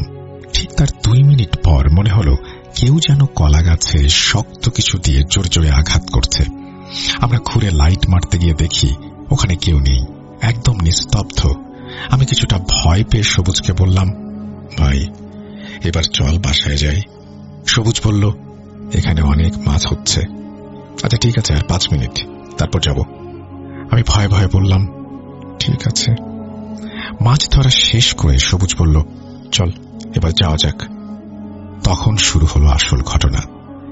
এবার যেন কয়েকজন মিলে সেই কলা গাছে জোরে জোরে আঘাত করতে লাগলো। মনে হলো গাছগুলোকে মাটিতে আছড়ে ফেলছে। সাথে সাথে লাইট মারতেই সবুজের হাতে থাকা লাইটটা বন্ধ হয়ে গেল। আমার লাইটের চার্জও প্রায় শেষ হয়ে এসেছে। হালকা আলোতে দেখলাম একটা কালো ছায়া আমাদের ওপর দিয়ে নদীর ওই পাশে শ্মশানে উড়ে গেল। আকাশে ঘন কালো মেঘে ছেয়ে গেছে। শ্মশানের ওই পাশে বাঁশগুলো যেন ভয়ঙ্কর ঝড়ের আঘাতে মাটিতে আছড়ে পড়ছে। আমার হাতের লাইটটাও বন্ধ হয়ে গেছে। এটা দেখে আমরা দুজনেই ভয়ে হাতে থাকা সবকিছু ফেলে দিয়ে প্রাণ বাঁচাতে পাগলের মতো ছুটতে লাগলাম। আমরা প্রায় 30 মিনিট ধরে দৌড়াচ্ছি, কিন্তু অবাক ব্যাপার হলো আমরা যেখানে ছিলাম সেখানেই দৌড়ে সাঁকোর কাছে আসতে সময় লাগার কথা ছিল 15 মিনিটের মতো। ভাবতে লাগলাম, তাহলে আমরা এখন কোথায়? রাত তখন 10:30। আমরা প্রাণের ভয়ে ছুটতে ছুটতে নদীর পাশের মাঠ পেরিয়ে বিলের পাশে এসে পড়েছি। বিলটা ছিল সাঁকো থেকে অনেকটা দূরে। বিলের পাশে ছিল সেই জঙ্গল। সেই জঙ্গল থেকে মায়াবী কণ্ঠে কেউ যেন চিৎকার করে বলছে, সবুজ রাহাত মাছ ধরেছ, মাছ নিয়ে যাও। ভাবতে লাগলাম, এত রাতে এই জঙ্গলে কে ডাকছে আমাদেরকে? হঠাৎ করেই বিলের মধ্য থেকে বিচ্ছিরি কণ্ঠে কেউ বলতে লাগলো, মাছ ধরতে এসেছিলে না? ওখানে দাঁড়িয়ে কেন? মাছ নিয়ে যাও। চাঁদের আবছা আলোয় দেখলাম কেউ নেই। বিলের পাড়ির আওয়াজে মনে হচ্ছে আমাদের দিকে কেউ হাঁটতে হাঁটতে এগিয়ে আসছে। ভয়ের চোটে আমাদের শরীর ঘেমে ভিজে একাকার হয়ে গেছে। আমরা দুজন দুজনের হাত ধরে প্রাণের ভয়ে ছুটতে লাগলাম। ছুটতে ছুটতে অবশেষে আমরা সাঁকোর দেখা পেলাম। কিন্তু ঘটনা এখানে শেষ নয়। যখনই সাঁকোতে উঠতে যাব দেখি সাঁকোর সামনে একটা বেড়াল দাঁড়িয়ে আছে। তখন সবুজ বলল, রাত থাম, ওদিকে যাস না, ওটা বেড়াল না, ওদিকে গেলে বিপদ হবে। এটা শুনে আমরা সাঁকোর রাস্তার মধ্যে বসে পড়লাম। তারপর দেখলাম আরো কয়েকটা বেড়াল এসে আমাদেরকে ঘিরে বসে আছে। পকেট থেকে ফোনটা বের করে দেখি ফোনটা চার্জের অভাবে বন্ধ হয়ে গেছে। দোয়া কালাম যা পারি সব পড়তে লাগলাম। ক্লান্ত শরীর নিয়ে ঘুমে চোখের পাতা যেন বন্ধ হয়ে আসছে। তখন রাস্তার দুই পাশের গাছগুলো বাঁকা হয়ে মনে হচ্ছে আমাদেরকে রাস্তার উপর চেপে ধরবে, কিন্তু পারছে না। সবুজ ধূমপান করত। মনে হলো তার লুঙ্গির গাঁটিতে বিড়িও লাইট আছে। তখন সে বিড়ি ধরিয়ে টানতে লাগলো। হঠাৎ করেই গাছগুলো মাথার উপর থেকে কিছুটা ওপরে সরে গেল। তারপর থেকে সে একটার পর একটা বিড়ি জ্বালাতে লাগলো। এদিকে বিড়ি শেষ হয়ে আসছে। এভাবে 3-4 ঘন্টা পার হয়ে গেল। সাঁকোর কিছুটা দূরে একটা মসজিদ ছিল। কিছুক্ষণ পরে সেই মসজিদ থেকে আজানের সুর ভেসে এলো এবং সবকিছু যেন স্বাভাবিক হয়ে গেল। সাঁকোর ওপর আমাদের চারপাশের বেড়ালগুলোকে আর দেখা যাচ্ছে না। তারপর আমরা ক্লান্ত শরীর নিয়ে সাঁকো পার হয়ে যে যার বাড়িতে চলে গেলাম। পরদিন থেকে খুব জ্বর আসলো। হুজুরকে দিয়ে ঝাড়ফুঁক করিয়ে 5-7 দিন পর আমরা সুস্থ হয়ে উঠি। তারপর থেকে আমি আর কখনোই মাছ ধরতে যাইনি। এটাই ছিল আমার সাথে ঘটে যাওয়া ঘটনা। যদি সিলেক্টেড হয় তাহলে জানাবেন। সময় নিয়ে পড়ে শোনালে অবশ্যই ইনফর্ম করবেন। আমাদের গ্রামের লোকদের সাথে ঘটে যাওয়া আরো এমন অনেক ঘটনা আপনি চাইলে লিখে পাঠাবো। অনেক লিসেনার্স আছেন ভূত বিশ্বাস করেন না। আসলে যার সাথে ঘটে সেই জানে। এই বলেই তিনি শেষ করেছেন তার ঘটনা। নাম বলতে মানা করেছেন। ফোন নাম্বার তো আমরা বলছি না। কোথায় তিনি থাকেন বা কোথা থেকে লিখছেন সেটাও না হয় উল্লেখ করলাম না, কারণ সে সম্পর্কে তিনি কিছু বলেননি। আমার শুধুমাত্র একটাই কথা, সেটা হচ্ছে যে এই যে মাছ ধরতে গিয়ে এই ধরনের সমস্যা, এগুলো আমরা অহরহ শুনছি, তাই না? সেই অনেক বছর ধরেই শুনে আসছি এই একই রকমের সমস্যা নানা মানুষের সাথে ঘটছে। কেন ঘটে? এর পেছনের কারণ কি? একই ঘটনা যখন, একই ধরনের ঘটনা যখন বিভিন্ন জায়গার মানুষ তাদের জীবন থেকে তুলে নিয়ে আসে, শেয়ার করেন আমাদের সাথে, তখন বুঝতেই হবে কিছু না কিছু একটা তো আছেই। কি মনে হয় আপনাদের? কমেন্ট সেকশনে লিখে জানাবেন। আমরা চলে যাব আমাদের পরবর্তী ঘটনায়।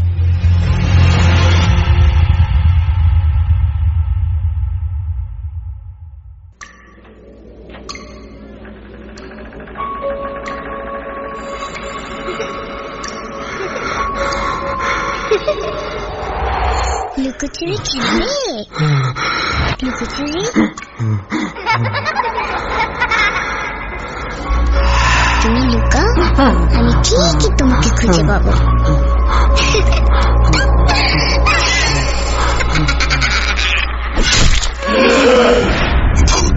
Voot.com with Russell.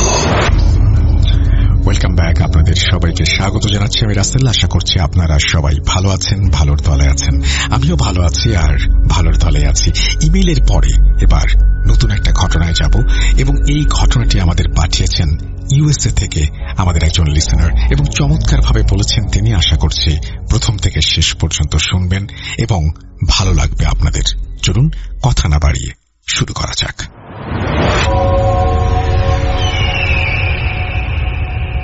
হ্যালো ভোট.com, আসসালামু আলাইকুম রাসেল ভাই। আমি জানি অ্যাজ অলওয়েজ আপনি ভালো আছেন এবং ভালো দলেই আছেন। আমার ফার্স্ট নেমটা আজকে শেয়ার করতে পারবো না, লাস্ট নেমটা বলি। লাস্ট নেমটা হচ্ছে গাজী, আর আমি আপনাদের ঘটনা শেয়ার করছি নিউ ইয়র্ক থেকে। আমি অনেক আগে থেকে ভূত এফএম শুনি। যখন এফএম এ ব্রডকাস্ট হইতো তখন আমরা ইউটিউবে ডাউনলোড করে শুনতাম আর কি, আর এখন তো এটা তো ইউটিউব বেসড। যাই হোক, থ্যাংক ইউ রাসেল ভাই for keeping this alive and all this hard work and dedication, you and your team. Thank you so much. আজকে আমি যে ঘটনাটা আপনাদের শেয়ার করবো, এই ঘটনাটা আমার জীবন থেকেই নেওয়া। এটা 2019 জুলাইয়ের ঘটনা। ক্যাম্পিং আমার অনেক ফেভারিট, অনেক আগে থেকেই।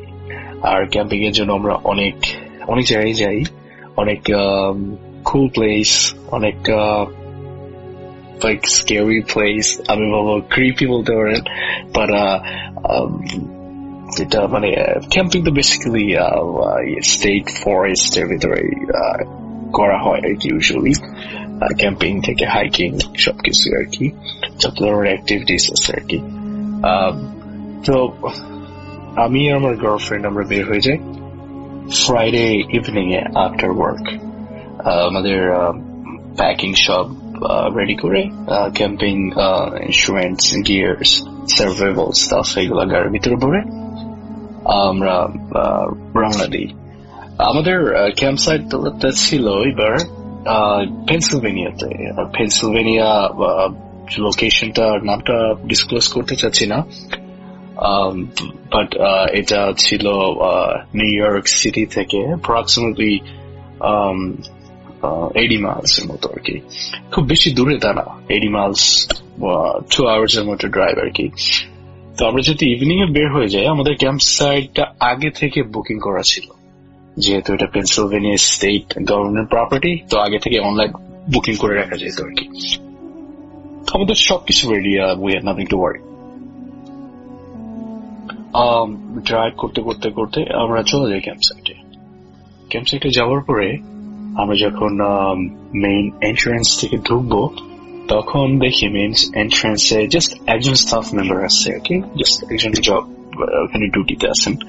তো আমরা ওনাদেরকে আমাদের ক্যাম্প সাইটের নাম্বার দিই, প্লাস আমাদের রিজার্ভেশন নাম্বারটা দিই ওনাকে, এবং উনি আমাদের বলেন যে ফর কনস্ট্রাকশন পারপাস ওই ক্যাম্প সাইটটা আউট অফ সার্ভিস।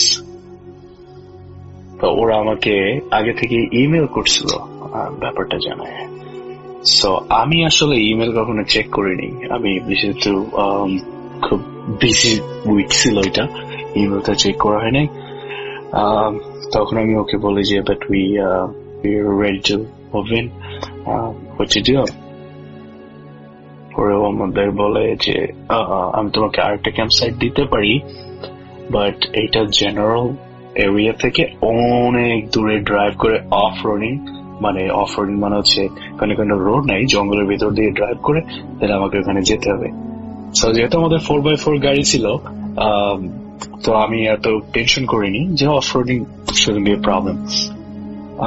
তো আমি বলি ঠিক আছে, যেহেতু আমরা বের হয়ে গেছি, এখন ক্যাম্প সাইট কোথায় পাবো, তুমি আমাদের ওইটাই দাও। তো ওর কাছ থেকে ক্যাম্প সাইটের নাম্বারটা নিয়ে আমি ওরা একটা গুড থিং কে হচ্ছে কি ওরা ম্যাপ দিয়ে দেয় একটা সাথে করে আর কি। তো যেহেতু অনেক বড় ক্যাম্প সাইট, ম্যাপটা নিয়ে আমি ট্র্যাক করতে থাকি, এবং ও আমাকে যেখানে একটা সার্কেল করে দেয় এবং বলে যে লোক এখানে ক্যাম্প সাইটের নাম্বারটা ম্যাপে নাই, বাট এটা ক্যাম্প সাইটের নাম্বার যেহেতু নিউ, অনেক দূরে, ইউজুয়ালি আমরা ওইটা তোমার কোনো অপশন নাই, তাই তোমাকে দিচ্ছি এটা। তো আমি আস্তে আস্তে করে ড্রাইভ করে শুরু করি, এবং রোড থেকে ড্রাইভ করতে করতে দেন আমি মাটির রাস্তায় ড্রাইভ করা শুরু করি, অফ রোড যেটা আর কি। তো ততক্ষণে বেশ 9:30 মতো বাজে, রাত 9:30। অন্ধকার হয়ে আসছে চারিপাশে। গাড়ির আলোতে যতটুকু দেখা যাচ্ছে সমস্যা হচ্ছে না ড্রাইভ করতে আর কি। উঁচা নিচা রাস্তা অনেক, বড় বড় গাছ, তার মাঝখান দিয়ে আমরা গাড়ি নিয়ে যাচ্ছি। ওরা যে জাস্ট রাস্তা তো নাই, জাস্ট ইয়ে দেওয়া, ওদের ওখানে সাম সর্ট অফ সাইন দেওয়া যে এটা রাস্তা, মানে এদিক দিয়ে যেতে হবে ক্যাম্প সাইটে। এডিশনাল ক্যাম্প সাইট গুলো এদিক দিয়ে যেতে হয়। About 20 to 25 minutes ড্রাইভ করার পরে ক্যাম্প সাইটটা চলে আসি আমি। তো ক্যাম্প সাইটটা আসলে একটু বেশি অন্ধকার এবং একটু বেশি ক্রিপি। আশেপাশে কিছুই নাই, শুধু গাছ, বড় বড় গাছ, কোনো ফ্যাসিলিটি নাই ইউজ করার মতো, আর কোনো লাইটস তো নাই একদমই। আমরা ক্যাম্পিং তো অনেক আগে থেকে করি, সো লাইটস প্লাস ফ্যাসিলিটি এগুলা না হলেও খুব বিগ ডিল না, সবকিছু থাকে আমাদের কাছে। তো ওইখানে গাড়ি ব্যাক ইন করে ক্যাম্প সাইটের মধ্যে আমি আমার লাইটস গুলো অন করে দেন পাওয়ার অন করছি, জেনারেটর পাওয়ার অন করছি।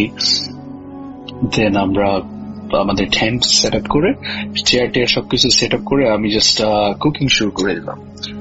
কুকিং করার পরে খাওয়া দাওয়া করে আমরা কিছুক্ষণ গল্প করে দেন আমাদের নেক্সট মর্নিং এ বা 5:30 সকাল 5:30 সময় আমরা হাইকিং এ যাবো, এটা প্ল্যান। তো আমার গার্লফ্রেন্ড ও ঘুমাইতে চলে গেছে টেন্টের ভিতরে, আর আমি বাইরে মানে প্রকৃতিটা খুব এনজয় করতেছি। বড় বড় গাছের ফাঁকা দিয়ে দেখা যাচ্ছে তারাগুলা, কারণ এখানে লাইট পলিউশন তো নাই, সো তারাগুলো দেখা যায় অনেক ক্লিয়ারলি। আমি এগুলো দেখতেছি, তখন কি যেন মনে করে গাড়ির ভিতর থেকে গিটারটা নিয়ে এসে জাস্ট গিটারে হালকা হালকা টুমটাম করতেছি একা একা। গান তো গাওয়া যাবে না ওইখানে তোরাতে। আর তো কিছুক্ষণ পরে আমার কাছে মনে হলো যে আমার চারিপাশে একটা আমাকে ঘিরে একটা বাতাস ঘুরতেছে। খুব অবাক লাগলো ব্যাপারটা। তো আমি ভাবলাম যে হয়তো মেবি একটা ফাঁকা জায়গা এটা, ক্যাম্প সাইটটার কারণে চারপাশে গাছ, জাস্ট মাঝখানে সাইডটা, এটার কারণে এটা হইতে পারে। দেন আমি খেয়াল করলাম অন্য কোথাও কোনো গাছের পাতা নড়তেছে না, জাস্ট আমার পাশ দিয়ে ঘুরতেছে। আমার থেকে আমাকে সেন্টার করে আমার about 20 feet রেডিয়াস ধরে ঘুরতেছে, আর এটা মানে ব্যাপারটা বাতাসটা ঘুরতেছে। তো এটা আমি kind of awkward ফিল হয়েছে একটা, মানে এরপরে আমি ওদিকে দূরে তাকালাম, তাকানোর পর হঠাৎ করে আমার চোখ গেল এবং দেখলাম দুইটা চোখ জঙ্গলের ভিতরে জ্বলতেছে অনেক দূরে, তাকায় আছে আমার দিকে।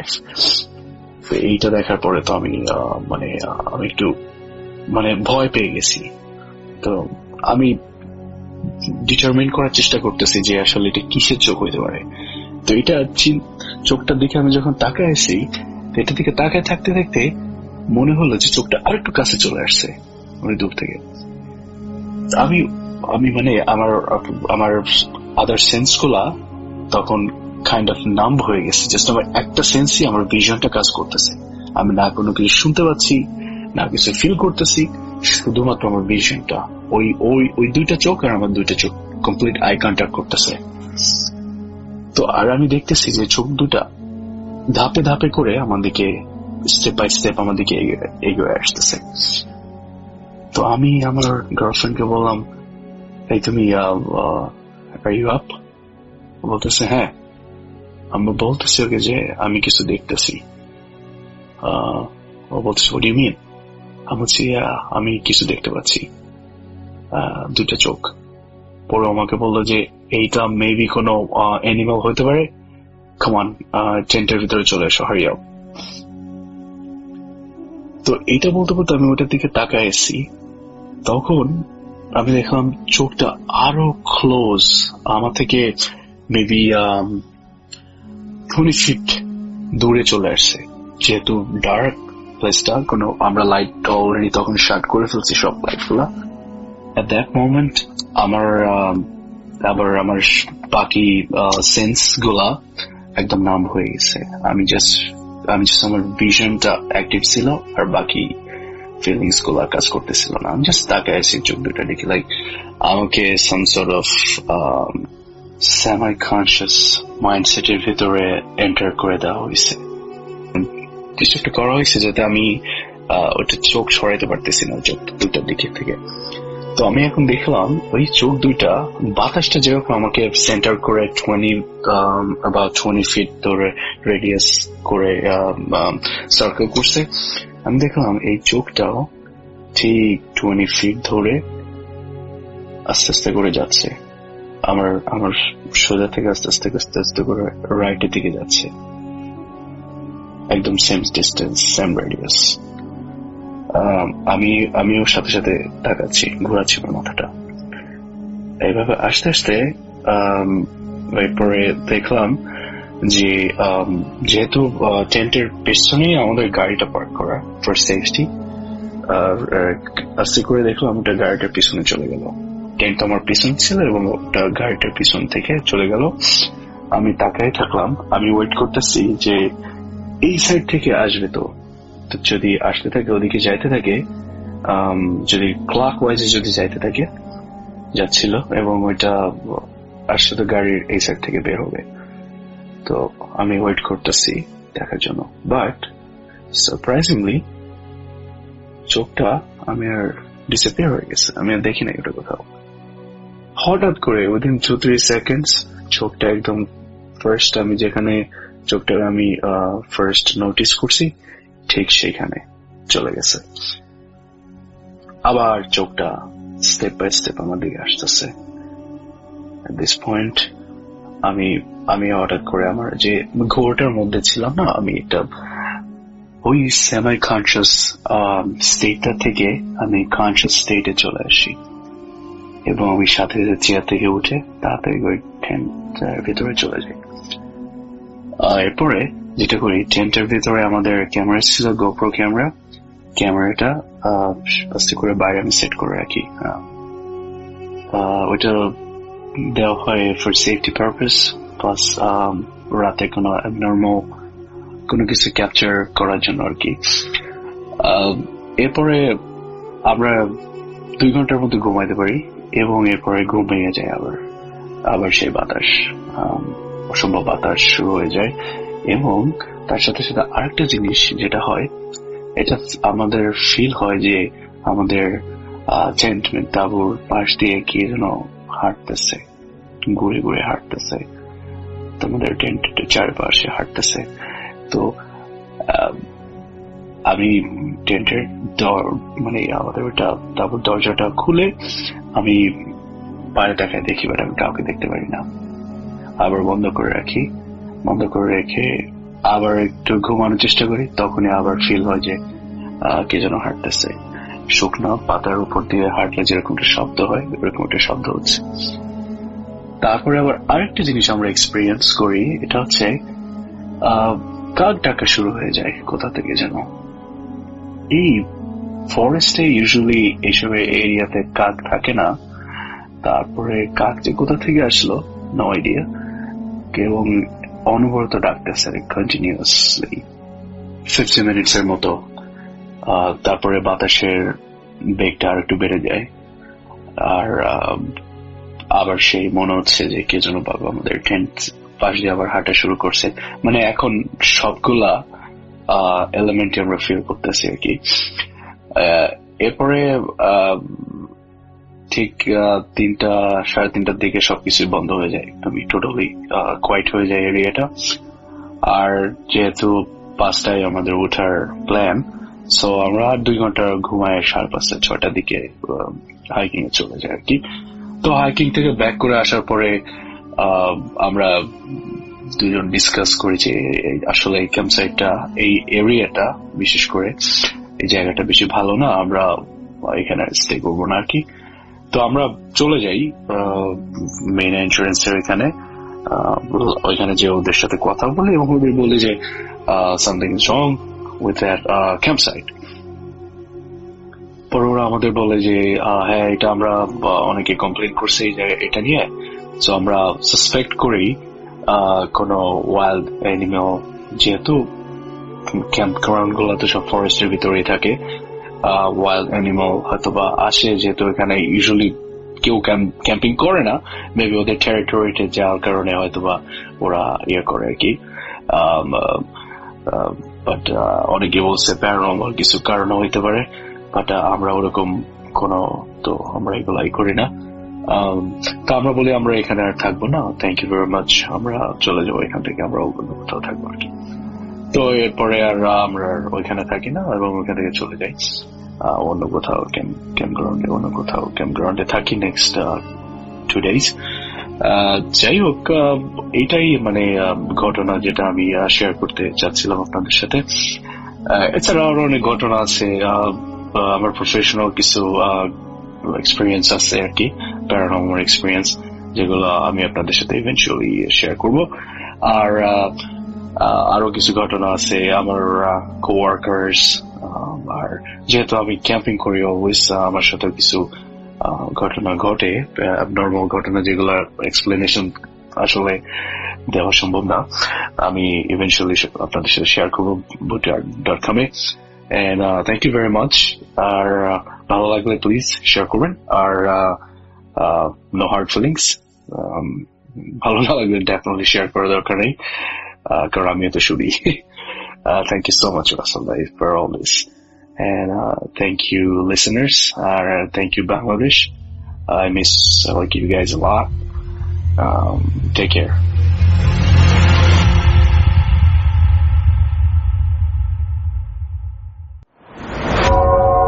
আবারও রাতের আঁধারে ভয়ের রাজ্য ফুঁড়ে ফিরেছি সেই পুরনো সুরে। বিশ্বাস করা বা না করা আপনার ব্যাপার, but the old music comes alive. Booth.com. The fear returns with Russell. আরো একবার আপনাদের সবাইকে স্বাগত জানাচ্ছি আমি রাসেল। আশা করছি আপনারা সবাই ভালো আছেন, ভালোর তলে আছেন। আমিও ভালো আছি আর ভালোর তলে আছি। আমার ইচ্ছে হচ্ছে বাংলাদেশের বিভিন্ন প্রান্তে Booth.com-এর স্টুডিও থাকবে, যেখানে সরাসরি আপনি এসে আপনার ঘটনা শেয়ার করতে পারবেন। ছোট্ট একটা চেষ্টা আমরা করে দেখেছি এবং কাজও হচ্ছে।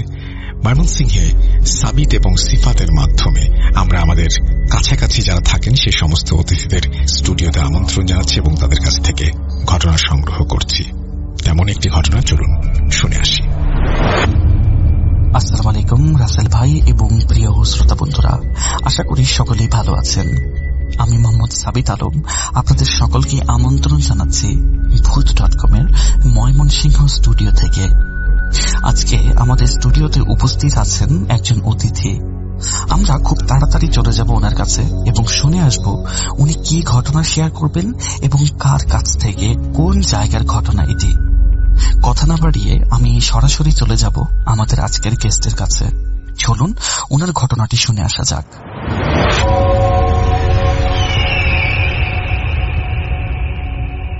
প্রিয় লিসেনার্স এবং রাসেল ভাই, আসসালামু আলাইকুম। আমি তানভীর হোসেন সাকিব, বর্তমানে ময়মনসিংহ শহরে আছি এবং একটি ব্যবসার সাথে জড়িত আছি। 2010 সাল থেকে যখন বুথ এফএম শুরু হয় তখন থেকে আমি আপনার একজন বড় ফ্যান। তো পরবর্তী সময়ে যখন বুথ এফএম এর প্রোগ্রামটি বন্ধ হয়ে যায় তখন আমি অনেক কষ্ট পেয়েছিলাম, কেননা বুথ এফএম এর ঘটনা শুনতে শুনতেই আমি রাতে ঘুমাতাম। তো সাম্প্রতিক সময়ে Booth.com নামে একটি চ্যানেল চালু করার পরে আমার একটি ঘটনা আমি শেয়ার করব বলে করা হচ্ছিল না। তো আজকে ময়মনসিংহ স্টুডিওতে এসে আমি সেই আমার কাঙ্ক্ষিত ঘটনাটি শেয়ার করলাম। রাসেল ভাই, যদি ঘটনাটি আপনার কাছে ভালো লাগে তো অবশ্যই শেয়ার করবেন।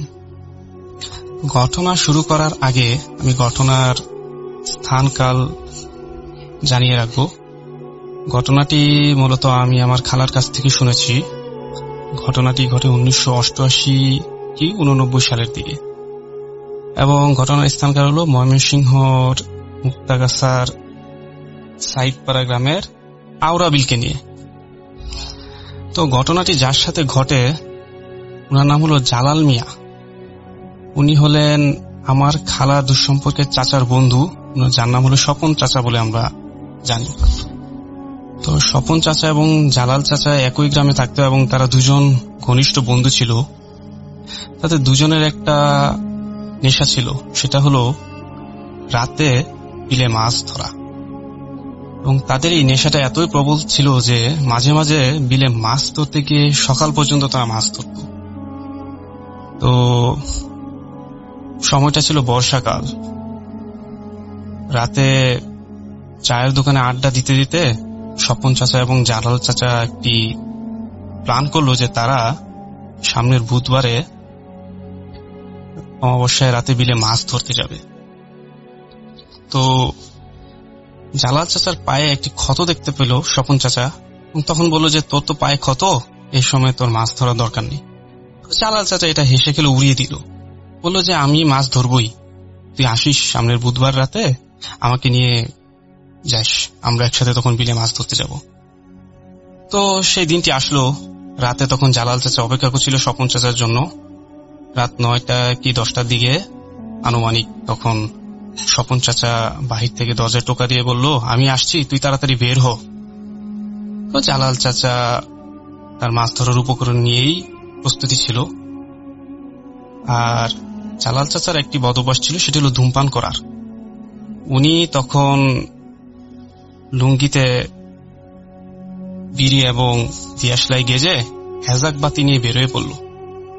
স্বপন চাচাকে দেখে উনি বলল যে কিরে, বর্ষাকালে তোর কি শীত অনেক বেশি লাগে, তুই চাদর মুড়ি দিয়ে আসলি? স্বপন চাচা বলল এই তো। তারপর জালাল চাচা কোনো কথা না বলে বলল চল আগাই।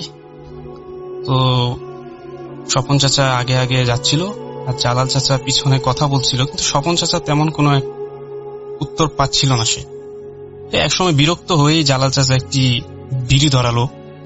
তো স্বপন চাচা বলল, বিড়ি বিলে গিয়ে ধরাইস, এখন আপাতত বন্ধ কর। জালাল চাচা বলল আচ্ছা, যেহেতু ধরিয়ে ফেলছি এটা কিনি। তো হাঁটতে হাঁটতে জালাল চাচা স্বপন চাচা বিলে গিয়ে পৌঁছলো।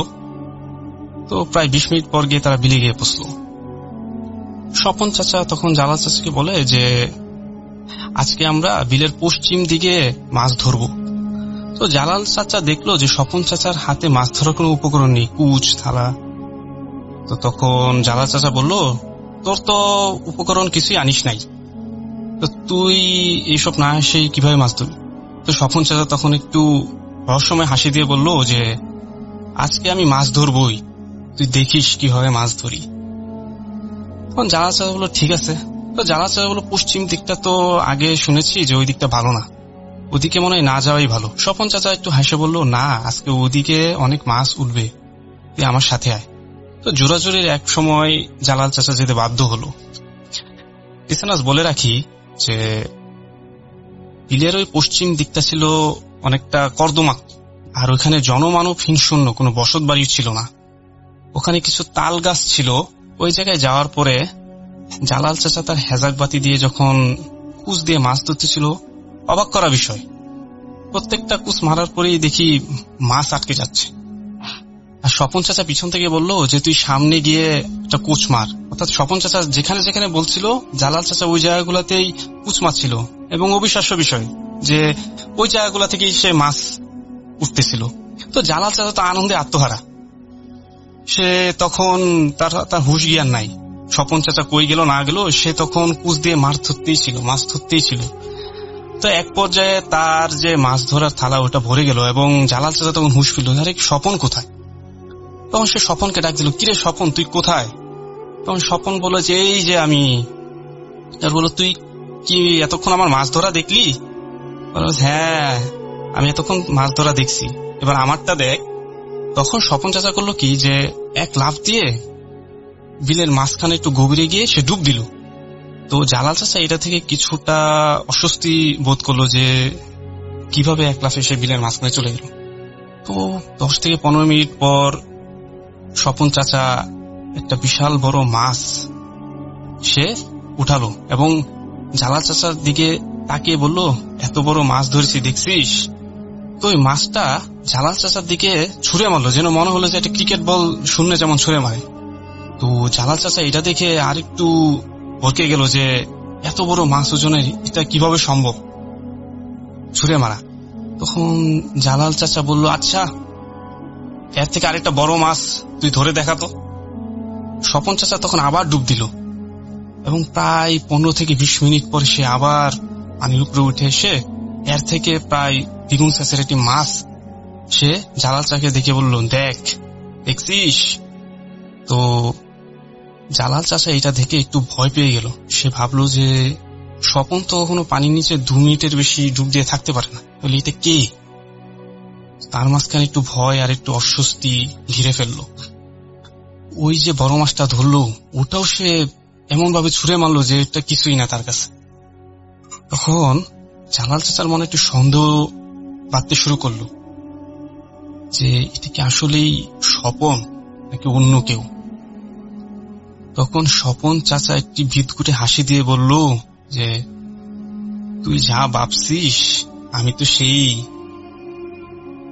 তখন জালাল চাচা দেখলো যে সে যেখানে দাঁড়িয়ে আছে সেটা ছিল পুরো কাদা এবং তার পা দুটো কাদায় ডেবে গেছে।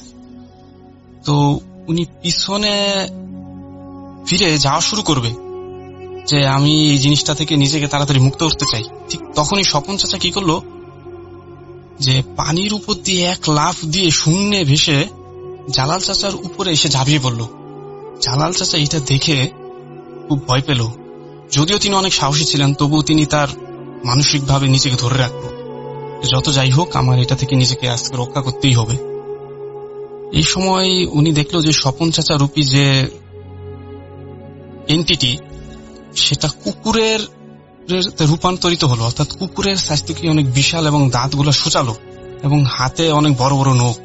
এটা দিয়ে স্বপন চাচার গায়ে আঁচড় মারতে শুরু করলো এবং পানির দিকে টানতে শুরু করলো। স্বপন চাচার হাত থেকে হ্যাজাকলেটটা পড়ে যাওয়াতে সে তার কুচটা খুঁজে পাচ্ছিল না। তো জালাল চাচা তারপরে হাতরাতে কুচটা খুঁজে পেল। অনেকক্ষণ দস্তাদস্তি হয়েছিল এখানে। জালাল চাচা পরে কি করলো, স্বপন চাচা রূপী ওই জানোয়ারটার দিকে কুচ দিয়ে আঘাত করলো। তো ওই জানোয়ারটা তখন গোংরাতে অদৃশ্য হয়ে গেল। জালাল চাচা অনেকটাই দুর্বল হয়ে গেছিল এবং তারপরে কোনো মতে ওখানে উঠে হাতে এক মুঠো কাদা নিয়ে উপরে উঠে কোন রকমে হেজাক বাতিটা নিয়ে একটা শুকনা জায়গায় দাঁড়ালো। দাঁড়িয়ে সে কাদা মুঠো করে সূরা ইয়াসিন এবং সূরা ফাতিহা পড়ে ওই কাদাতে ফু দিয়ে সে একটি বৃত্ত বলয় করলো। তো জালাল চাচা গ্রামের যারা বয়স্ক ছিল তাদের কাছ থেকে শুনেছে যখন এরকম কোনো একটা ভৌতিক ঘটনা বা কোনো কিছুর সম্মুখীন হয় তখন এই কাদাতে ফু দিয়ে সূরা পড়ে বৃত্ত করলে নাকি সেটা সুরক্ষা বলয় হিসেবে কাজ করে। তো জালাল চাচা বলল যে আজকে যদি আমি এখান থেকে যেতে চাই তাহলে আমার মৃত্যু নিশ্চিত, কেননা ওই জায়গাটা ছিল জনমানব শূন্য, তাকে ডাকলেও কাউকে এখানে পাওয়া যাবে না। আর ওদূরে কিছু তাল গাছ দাঁড়িয়ে আছে। তো সে ভাবলো যে আমি আজকে বৃত্ত বলয় করে সারারাত কাটিয়ে দিব। তো বৃত্ত বলয় করে সারারাত কাটিয়ে দিল। কিছুক্ষণ নীরব থাকার পরে বর্ষাকাল, চারদিক নীরব, ঘুটঘুটে অন্ধকার, হেজাকের ক্ষীণ আলোয় তখন দেখতে পেল যে আকাশটা বিজলি চমকাচ্ছে, বৃষ্টি হবে, প্রচন্ড বিজলি চমকাচ্ছে। একটু পরে গর্জন দিয়ে মনে হয় বৃষ্টি পড়তেছে, কিন্তু অবাক করা বিষয় হলো যে বৃষ্টির কোনো ফোঁটা তার বৃত্তবলের ভিতরে পড়ছে না। হেজাকের ক্ষীণ আলোয় দেখতে পেল যে আসলে ওটা বৃষ্টি না, ওটা মনে হলো যে রক্ত বৃষ্টি। চারপাশের মাটিগুলো যেন রক্তে লাল হয়ে গেছে। আর প্রচন্ড বাতাসে মনে হলো যে তাল গাছের মাথাগুলো ভেঙে পড়বে। আর বিলের পানি যেন মনে হচ্ছে সুনামির মতো শূন্যে ভেসে উঠল।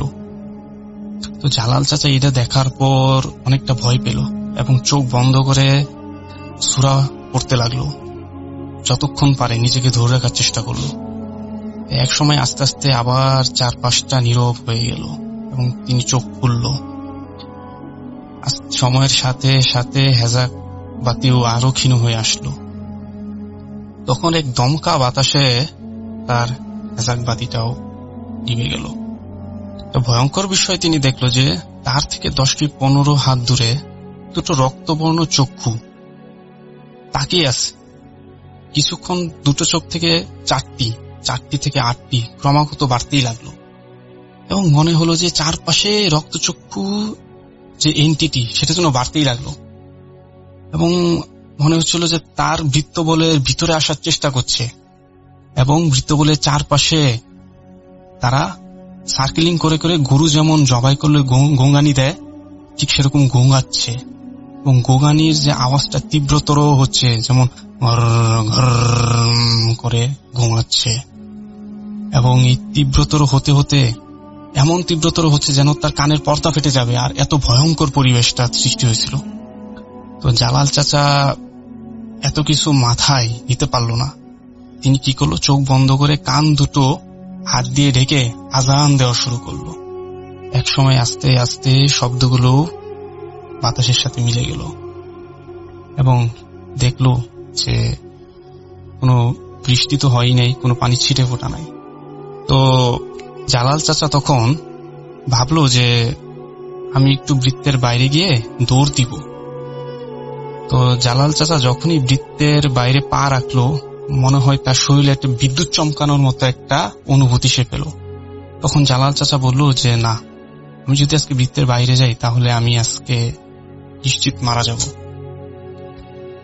তো সে অনেকক্ষণ দাঁড়িয়েছিল ওখানে, মনে হচ্ছিল সবকিছুই যেন নর্মাল, কিছুই ঘটছে না তার সাথে। হঠাৎ করে একটা বাতাসের স্ফুলিঙ্গ যেন চারপাশে ঘুরছে, তার স্ফুলিঙ্গ চারপাশে ঘুরছে এবং বাতাসটা আস্তে আস্তে যেন একটা অবয়বে রূপান্তর হল। অবয়বটা এমন যে কালো আলখেল্লা পরা এবং চোখ দুটো যেমন রক্তবর্ণ, যেমন চোখ ঠিক রক্তবর্ণ এবং চোখ দিয়ে যেমন লাল বর্ণের বের হয়ে আসতেছে। জালাল চাচা তখন সাহস নিয়ে বলল যে তুমি আমার কাছে কি চাও, আমি তোমার কি ক্ষতি করেছি? তখন ওই অবয়বটা কিছু বলল না, শুধু হাসলো এবং হুট করে অবয়বটা মিলিয়ে গেল বাতাসের সাথে। কিছুক্ষণের মাঝখানেই জালাল চাচা দেখলো যে অবয়বটা তার কাছাকাছি এসে শূন্যে বাসে একটি বড় আকৃতির শিয়াল অবয়বটা যেমন এক হাত দিয়ে ধরে আছে। একটু পরে অবয়বটা শিয়ালের মাথাটা দেহ থেকে ছিঁড়ে ফেললো, যেমনটা মনে হয় যে একটি কাগজ যদি আমি মাঝখান দিয়ে বরাবর ছিঁড়ে ফেলি, ঠিক তেমন মনে হলো ছিঁড়ে ফেললো। আর অবয়বটা তার মুখ দিয়ে ওই শিয়ালের দর থেকে রক্তগুলো চুষে চুষে খেলো। খাওয়ার পরে ওই ছুঁড়ে ফেললো এবং মাটিতে যে রক্তগুলো পড়েছিল অবয়বটা জিহ্বা দিয়ে চাটতে চাটতে লাগলো। আর তখন অবয়বটি প্রথমবারের মতো তার আসল রূপ সশরীরে জালাল চাচার সামনে এসে দেখালো। জালাল চাচা দেখে অত্যন্ত ভয় পেল, কেননা অবয়বটির মুখ ছিল পোড়া আর চোখ দুটো ছিল রক্তবর্ণ, যেন চোখ দিয়ে আলো ঠিকরে পড়বে এরকম রক্ত, আর পুরা গন্ধ আসতেছিল, আর তার সারা শরীরে কাঁটাযুক্ত। তখন অবয়বটি হু হু করে এসে বলল যে তোর পায়ে যে ক্ষতটা হয়েছে কিভাবে হয়েছে তুই জানিস না? পরে জালাল চাচা বলল হ্যাঁ, আমি কিছুদিন আগে বিলে মাছ ধরতে গিয়ে পানির নিচে অথবা কোনো ধারালো কিছুর সাথে লেগে ওখানে কেটে গেছিল। তারপর অবয়বটা বলে যে যখন তো কাটছিল তখন রক্তগুলো পানিতে ভাসছিল, তখন আমি ওদিক দিয়ে যাচ্ছিলাম, আর সেই সময় আমি বাতাসে তো রক্তের ঘ্রাণ পাই। আমি হলাম রক্ত পিচাস, রক্ত খাওয়াই আমার নেশা। যার রক্ত আমার নাকে যায় তাকে আমি খেয়েই ছাড়ি। আজকে তুইও বাঁচবি না। তো পিচাসটা বলে যে আমি এখানে প্রায় 200 বছর ধরে আছি, ওই তাল গাছগুলা দেখছিস, আমি ওখানে বাস করি। আমি এখানকার যত গবাদি পশু আছে সবগুলার রক্ত খেয়ে আমি বেঁচে আছি। তোর রক্তের নেশা আমার নাকে গেছিল ওই দিনই, কিন্তু আমি তোকে মারতে পারি নাই। আজকে সেই সময় সুযোগ আসছে, আজকে তোর রক্ত আমি খেয়েই ছাড়ব।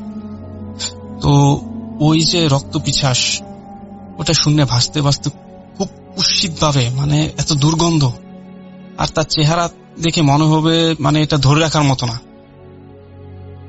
ওই পিশাচটা শূন্যে ভাসতে ভাসতে প্রায় কাছে বৃত্তের কাছে আসলো। তখনই জালাল চাচা আল্লাহু আকবার বলে মাটিতে লুটিয়ে অজ্ঞান হয়ে পড়ল। তো জালাল চাচা জ্ঞান ফিরলো। জ্ঞান ফেরার পরে দেখে যে তার চারপাশে স্বপন চাচা, তার স্ত্রী এবং গ্রামবাসী এবং হুজুর ছিল। তো জালাল চাচার যে এতক্ষণ ঘটনাটা ঘটলো, এটা গ্রামবাসী এবং সবাইকে এটা বললো যে কি কি ঘটনা ঘটেছিল ওই রাতে। তো তারপরে স্বপন চাচা বললো যে না, ওই দিন রাতে আমি আসি নাই, কারণ আমার বাচ্চা অনেক অসুস্থ ছিল, জ্বরে আক্রান্ত ছিল। তো জালাল চাচার স্ত্রী বলল যে ওই দিন তুমি আসাতে আমি স্বপন চাচার বাসায় গিয়েছিলাম। তো গিয়ে দেখি যে স্বপন চাচা আছে, তাহলে যে তোমাকে নিয়েছিল ওইকে। তো স্বপন চাচা এটা শোনার পরে বলল যে ওই দিন তো আমি যাই নাই। তো স্বপন চাচা তাড়াতাড়ি গ্রামবাসীদের নিয়ে বিলের দিকে গেল এবং গিয়ে দেখে যে তোমাকে ওই তাল গাছের নিচে সবাই আবিষ্কার করলো বিবস্ত্র অবস্থায়। তো তারপরে এই যে এনে তোমাকে হুজুরে রুকায়া করে হলো, তারপর তোমার এই জ্ঞান ফিরল। তো মর্মান্তিক বিষয় হলো লিসেনার, যে জালাল চাচা জ্ঞান ফিরল, কিন্তু প্রচন্ড জ্বরে সে ভুগছিল এবং অনেকদিন জ্বরে ভুগার পরে সে এই পৃথিবী ছেড়ে চলে গেল। আর যখন সে পৃথিবী ছেড়ে চলে গেল, তার মৃত্যুর সময় তার পুরো শরীর সাদা ছিল এবং চোখগুলো লাল রক্তবর্ণ ছিল, এবং এটা দেখে অনেক গ্রামবাসীও খুব ভয় পেয়েছিল। আর স্বপন চাচা যখন যে ঘটনাটি বলছিল, তখন সে শুধু আফসোস করছিল যে ওদিন রাতে যদি আমি জালালের বাসায় যেতে পারতাম তাহলে হয়তো বা তার এরকম ঘটনা ঘটতো না। তো লিসেনার্স, ঘটনাটি কেমন লাগলো অবশ্যই জানাবেন। আর হলো, আমার ঘটনার মাঝখানে বলাতে জড়তা থাকতে পারে, কারণ প্রথমবার আমি ঘটনাটা শেয়ার করলাম, ভুলভ্রান্তি থাকতে পারে। আপনারা আপনাদের দয়া দৃষ্টিতে আমাকে ক্ষমা করবেন ভুলভ্রান্তি থাকলে। আর রাসেল ভাই, আপনাকে অসংখ্য ধন্যবাদ ঘটনাটি শেয়ার করার জন্য। আর ভবিষ্যতে আমি যদি আরো কোনো ঘটনা পাই অবশ্যই আমি শেয়ার করব। আসসালামু আলাইকুম, সবাই ভালো থাকবেন। ওয়ালাইকুম আসসালাম, তানভীর হোসেন সাকিব, আপনাকে অসংখ্য ধন্যবাদ আপনার ঘটনার জন্য। আমি কথা না বাড়িয়ে সরাসরি চলে যাব রাসেল ভাইয়ের কাছে এবং ভূত.com এর ময়মনসিংহ স্টুডিও থেকে মোহাম্মদ সাবিত আলম বিদায় নিচ্ছি। সকলে ভালো থাকবেন। আসসালামু আলাইকুম।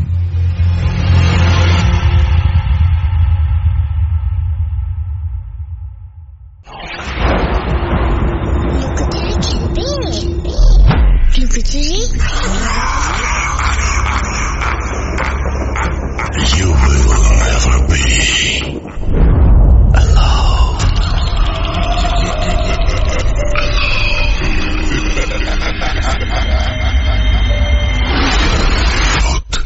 Vote.com. The fear returns with Russell. আরো একবার আপনাদের সবাইকে স্বাগত জানাচ্ছি। আমি রাসেল। আশা করছি আপনারা সবাই ভালো আছেন এবং ভালোর দলে আছেন। আমিও ভালো আছি আর ভালোর দলে আছি।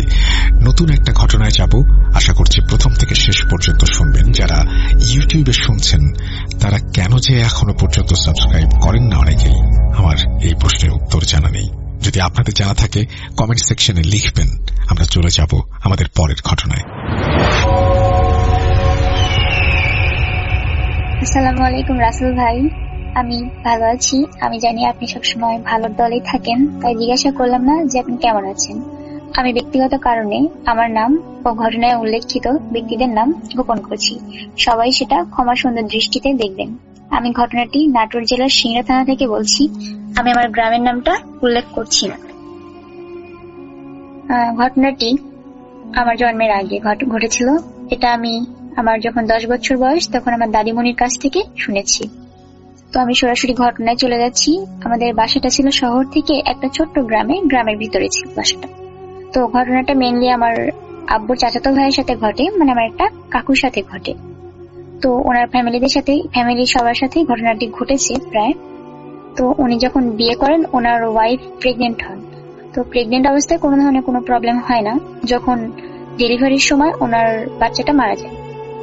তো ওনারা কি করেন, বাচ্চাটা মারা যাওয়ার পরে ওনারা বিষয়টা গোপন রাখেন এবং রাতের বেলায় ওনারা ওই বাচ্চাটাকে দাফন না করে ওনাদের বাড়ির পাশে যে বাগান ছিল ওই বাগানে পুঁতে দেন। তারপর ওখান থেকে চলে আসেন। এরপর 1-1.5 বছর কেটে যায়, কোনো ধরনের কোনো প্রবলেম ছাড়াই কেটে যায়। তারপর ওনার স্ত্রী যখন আবারও গর্ভবতী হন, তখন পরবর্তীতে যখন ডেলিভারির সময় আসে তখন ওনার ওই বাচ্চাটাও মারা যায়। তো ওনারা এবারও ফার্স্ট বাচ্চাটার মতো এবারও ওই বাচ্চাটাকেও ওইখানে পুঁতে দেয়। পুঁতে দেওয়ার পরে ওনারা ওখান থেকে চলে আসেন। এরপরে আবারও 1-2 বছর কেটে যায়। তারপরে ওনারা আবার বেবি নেন। বেবি নেওয়ার পরে এই বাচ্চাটাও মারা যায়। ওনারা আবারও ওই বাচ্চাটাকেও ওখানে পুঁতে দেন। তারপরে ওইখানে একটা তাল গাছ লাগাই দেন। দেওয়ার পরে ওনারা এর মধ্যে আর বাচ্চা নেন নাই। পরবর্তীতে 3-4 বছর পরে ওনারা বাচ্চা নেন এবং বাচ্চাটা ভালোভাবেই হয়, মেয়ে বাচ্চা হয়। এভাবে চলতেছিল, দিন চলতেছিল, কোনো ধরনের কোনো প্রবলেম ছাড়াই চলতেছিল। তো আমার ওই কাকু মাছ ধরতে খুব ভালোবাসতো। তো মাছ ধরতে একদিন উনি রাতের বেলায় মাছ ধরতে গেছিলেন। তো উনি মাছ ধরতে যখন যাইতেন তখন ওনার ছোট ভাইকে নিয়ে মাছ ধরতে যাইতেন। তো উনি যখন মাছ ধরতে গেছেন তখন ওই যে তাল গাছ ছিল, ওই তাল গাছটার ওইখানে পানি আসতো বন্যার। তো ওইখানে অনেক ভালো মাছ পাওয়া যাইতো। উনি ওইখানে মাছ ধরতেছিলেন আর ওনার ছোট ভাই একটু দূরে ওনার থেকে মাছ ধরতেছিলেন। তো মাছ ধরতে ধরতে উনি হঠাৎ শুনতে পান যে একটা ছোট্ট বাচ্চার কান্নার আওয়াজ। তো উনি কি করেন, প্রথমে ভাবেন যে এমনিতে হয়তো মনের ভুল, তাই উড়িয়ে দেন কথাটা, বিষয়টা গায়ে লাগান না। কিছুক্ষণ পরে উনি মাছ ধরতেছিলেন, কিছুক্ষণ পরে হঠাৎ আবারও শুনতে পান সেই বাচ্চার কান্নার আওয়াজ। এবার তিনি একটু ভয় ভয় পান। তারপরে উনি তাল গাছের ওদিক থেকে সাউন্ডটা আসছিল। তো উনি তার হাতে থাকা টর্চ লাইট, আমরা জানি যে মাছ ধরতে গেলে যে টর্চ লাইটটা ইউজ হয়, ওই টর্চ লাইট উনি ওই তাল গাছের দিকে যখন ধরেন তখন উনি কিছু দেখতে পান না। তো উনি একটু ঘেমে যান, উনি একটু ভয় পান, ঘাবড়ে যান। তারপরে উনি ওইখান থেকে ভয় চলে যাচ্ছিলেন, তখন উনি আবারও শুনতে পান কান্নার আওয়াজ। তো এবার তো উনি প্রচন্ড ভয় পান।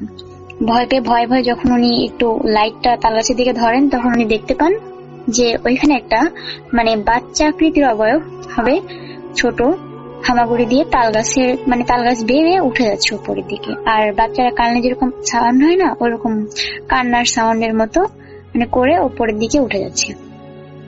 তো উনি এটা দেখে তো প্রচন্ড ভয় পান। ভয় পেয়ে ওনার ভাইকে চিৎকার করে ডাক দেন। এরপর ওনার ভাই আসে এবং ওনার ভাই আর উনি বাসায় চলে যান। এভাবে তারপরে আর কোনো ধরনের কোনো ঘটনা ঘটেনি রাসেল ভাইয়া। তারপরে কি হয়, তার 3-4 বছর পর ওনার ভাই, ছোট ভাই বিয়ে করে। বিয়ে করার পর ওনার ওয়াইফের সাথে ঘটনাটি ঘটে, ছোট ভাইয়ের ওয়াইফের সাথে, আমার ছোট চাচিমণির সাথে ঘটনাটি ঘটে। একদিন রাতে ওই ছোট কাকু আর বড় কাকু মাছ ধরতে যায়। তো ছোট চাচিমণি রুমে একা ছিল, ঘুম পাড়তেছিল। কি হয়, উনি যখন মাঝরাতে ঘুম পাড়তেছিলেন তখন হঠাৎ ওনার ঘুম ভেঙে যায়। জানালার নক করলে যেরকম ঠক ঠক সাউন্ড হয়, ওই রকম সাউন্ড আসতেছিল জানালার ওই পাশ থেকে। তখন ওনার ঘুম ভেঙে যায়। তখন উনি ঘুম থেকে উঠে খাটের উপরে বসেন। বসার পরে উনি খুঁজতে থাকেন যে শব্দটা কোথা থেকে আসতেছিল। তো উনি শব্দটা আর পান না। একটু পরে যখন উনি আবার ঘুমাবেন তখন উনি সেম শব্দ ওনার দরজার কাছ থেকে পান, ঠক ঠক সাউন্ড, যেরকম দরজা নক করলে যেরকম সাউন্ড হয় ওইরকম সাউন্ড। তো উনি তো একটু ঘাবড়ে যান। ঘাবড়ে যাওয়ার পর উনি জিজ্ঞেস করেন যে কে, কিন্তু বাইরের পাশ থেকে কোনো ধরনের কোনো অ্যান্সার আসেনি। তো উনি তখন নতুন বউ ছিলেন, তখন একটু ভয় পাওয়ারই কথা, নতুন বাড়ি, তখন উনি একটু ভয় পেয়ে যান। ভয় পাওয়ার পরে উনি সাহস করেননি দরজা খুলে দেখার যে কে বাহিরে। তো উনি আবার ঘুমিয়ে পড়েন। এরপরে সকালে যখন ঘুম থেকে ওঠেন তখন উনি ওনার শাশুড়িকে এবং ওনার যাকে জিজ্ঞেস করেন যে রাতের বেলায় কেউ কি আমার দরজা নক করছিল।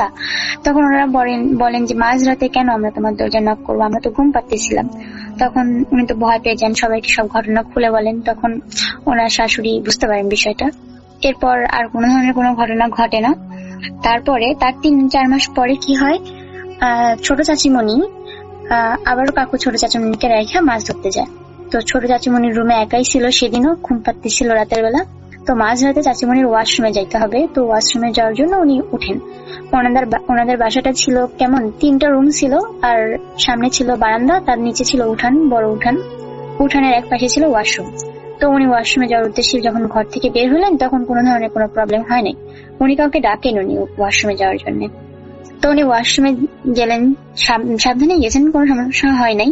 কিন্তু সমস্যাটা হয় ওয়াশরুমের ভিতরে। ওয়াশরুমে যখন উনি ছিলেন তখন উনি নোটিস করেন যে বাহিরে কেউ হাঁটাহাঁটি করতেছে, কারো পায়ের সাউন্ডে যেরকম সাউন্ড আসে ওরকম সাউন্ড বাইরে হচ্ছে।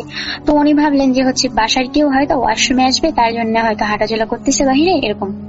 কিন্তু তখন উনি ভয় পায়। যখন দরজা খুলে যখন দেখেন যে বাহিরে কেউ নাই, তখন উনি প্রচন্ড ভয় পান। দোয়া কালমা পড়ে ফু দিতে দিতে উনি রুমের মধ্যে চলে আসেন। তো পরে সকালবেলা সবাইকে ঘটনা বললে সবাই তো বুঝতে পারে বিষয়টা কি, প্যারানর্মাল কোনো একটা ঘটনা হবে এরকম বুঝতে পারে। পরবর্তীতে রাসেল ভাই আর এর মধ্যে কোনো ধরনের কোনো সমস্যা হয় না। এরপর কাকুরা ওই যে মানে ওনাদের বাগানটা যেখানে বাচ্চা পুঁতে রাখছিল তাল গাছ সহ ওই বাগানটা একটা লোকের কাছে বিক্রি করে দেয়।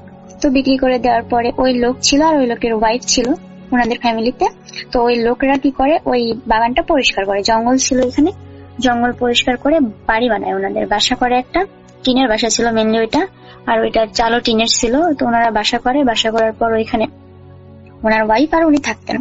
তো কিছুদিন ওইখানে ভালোই চলতেছিল সবকিছু, কিছুদিন কোনো প্রবলেম হয় নাই। এরপরে কি হয়, ওনারা কিছুদিন পর থেকে সমস্যার সম্মুখীন হয়। সেটা হচ্ছে কেমন সমস্যা, যে রাতের বেলা ওনারা ঘুমায় থাকতো আর মাঝ রাতেই কেউ জোরে জোরে চালের উপর ঢিল ছুড়লে যেরকম আওয়াজ হয় ওই রকম আওয়াজ হতো, মনে হচ্ছে চাল ভেঙে যাচ্ছে, মানে এরকম সাউন্ড হতো, জোরে জোরে ঢিল ছুড়লে, বড় বড় ঢিল ছুড়লে যেরকম আওয়াজ হয় ওরকম। তো ওনারা তো বিষয়টা ভয় পান প্রথম, পরবর্তীতে প্রতিনিয়ত এরকম ঘটতে থাকে। পরে ওনারা বেশি একটা গায়ে লাগান না, সকালে ঘুম থেকে উঠলে দেখেন যে হচ্ছে কোনো ঢিল নাই, কোনো কিছু নাই, এমনিতেই সাউন্ড হতো রাতের বেলা এরকম। তো ওনারা দোয়া কামনা পরে পরে আবার ঘুমায় পড়তেন। একদিন কি হয় রাসেল ভাই, একদিন একটু ব্যতিক্রম ধরনের ঘটনাই ঘটে। সেটা হচ্ছে উনি আর ওনার ওয়াইফ ঘুমাইছিলেন, মাঝ রাতে ওনাদের ঘুম ভেঙে যায়। ঘুম ভেঙে ওনারা তাকায় দেখেন যে ওনাদের বাসার চালে আগুন ধরে গেছে। তো ওনারা চিৎকার করতে করতে যখন ভয় পাই গেছে, অনেক চিৎকার করতে করতে বাসার বাহিরে আসেন। আসার পর দেখেন বাসার পরিবেশ সব নর্মাল। পরে ওনারা তো প্রচন্ড ভয় পায়, ওনারা আর সাহস করেননি সেদিন ওনাদের রুমের মধ্যে গিয়ে ঘুমানোর। তো ওনারা চলে আসেন আমার যে দাদিমণির কাছ থেকে, মানে ওই জায়গাটা কিনছিলেন ওই দাদিমণিদের বাসায় চলে আসেন, মানে ওই কাকুদের বাসায়। আসার পর দাদিমণি আর কাকুদেরকে সবাই সব ঘটনা খুলে বলেন। বলার পর দাদিমণি বুঝতে পারে বিষয়টা। তারপরে বুঝতে পারার পরে দাদিমণি ওনাদেরকে বলে আজকে আমাদের বাসায় থাকতে। পরে ওনারা দাদিমণিদের সাথেই রাতটা কাটায়। পরের দিন সকালবেলা ওনারা বলে যে তোমাদের জমি তোমরা ঘুরায় নাও আর টাকা আমাদেরকে দিয়ে দাও। পরবর্তীতে দাদিমণি ওনাদের জমি ওনাদেরকে দিয়ে দেয় আর টাকা দিয়ে দেয় আর জমি ঘুরায় নেয়। পরে ওনারা এখান থেকে চলে যায়। এরপর এরকম সমস্যা করার কারণে দাদিমণি কি করে, দাদিমণি হুজুরের কাছে যায়। যাওয়ার পরে হুজুরকে বলে এরকম বিষয়, এরকম হয়েছে। তো হুজুর বলে যে ওইখানে কুরবানি দিতে, গরু কুরবানি দিতে, দিয়ে ওইখানে গরুর যে কুরবানির রক্ত হবে ওইটা পুঁতে রাখতে। তো ওনারা এটাই করেন। করার পরে আল্লাহ দিলে কোনো সমস্যা হয় নাই। কিন্তু সমস্যা আরেকটা হয়, সেটা হচ্ছে আমি জন্মের পরে, মানে যখন আমার 9 বছর 9.5 বছর বয়স, তখন এর মধ্যে সবকিছু স্বাভাবিক ছিল। এখানে আমাদের এলাকার লোকজন এখানে যাইতো, গরমের সময় অনেক বাতাস হইতো এখানে। তো গরম লাগলে সবাই ওইখানে জায়গায় বসে থাকতাম, আমরা ভালো লাগতো। আমি ছোট থেকে ওইখানে অনেকবার গেছি। আমরা ওইখানে প্রায় প্রতিনিয়ত যাই, বসে থাকি, খেলাধুলা করি, ছোটরা বড়রা বসে থাকে এরকম। কিন্তু একটা বিষয়, সেটা হচ্ছে আমরা যখন দুপুরবেলা, খাড়া দুপুরবেলা যেটা বলে, ওই টাইমটাই আর মাগরিবের আজানের টাইমটায় ওইখানে যাইতাম না, কারণ ওইখানে যেতে সবাই নিষেধ করতো, খারাপ জায়গা বলতো এরকম আর কি। একদিন কি হয়, আমি আমার 2 চাচাতো বোন আর আমার একটা ফুফাতো ভাই খেলাধুলা করতেছিলাম আমাদের ওই বাগানটায়, মানে বাগানটায় খেলাধুলা করতেছিলাম। করতে করতে ওইখানে কি হয়, আমাদের আবার তেঁতুল গাছের ডাল কাটছে সেদিন। তো তেঁতুল গাছের ডালগুলো কি করছে, ওনারা কাইটা আমার আব্বুরা ওই ডালটা ওই আপনার তাল গাছের ওইখানে রেখে দিছে। তো আমরা তো ছোট মানুষ, আমরা তো বুঝি না, আমরা ওই দিক দিয়ে খেলাধুলা করছি, ওইখানে তেঁতুল গাছের ডাল রাখছি, তেঁতুল পারছি, ডাল থেকে ছিঁড়া ডালে বসে খেলছি। তো তখন কোনো প্রবলেম হয় নাই। প্রবলেমটা মনে করেন কোনো ধরনের কোনো প্রবলেম হয় না, কিন্তু সন্ধ্যা আজান যে পার হয়ে গেছে এটা আমরা খেয়াল করি নাই। তো যার ফলে মনে করেন আমার আম্মুরা চলে আসছে ডাকতে যে চলো বাসায় যাবে না এখন। তো পরে আমরা বাসায় চলে যাই, যে যার বাসায় চলে যাই। সমস্যাটা আমাদের কারোর সাথে না হলেও সমস্যাটা হয় মেনলি আমার ওই ফুপির ছেলের সাথে, যে আমাদের সাথে ছিল। ওই কি করে, যে ওই নাকি যখন বাসায় চলে যায় তখন হাত মুখ দিয়ে পড়তে বসছে। তো পড়তে বসার পরে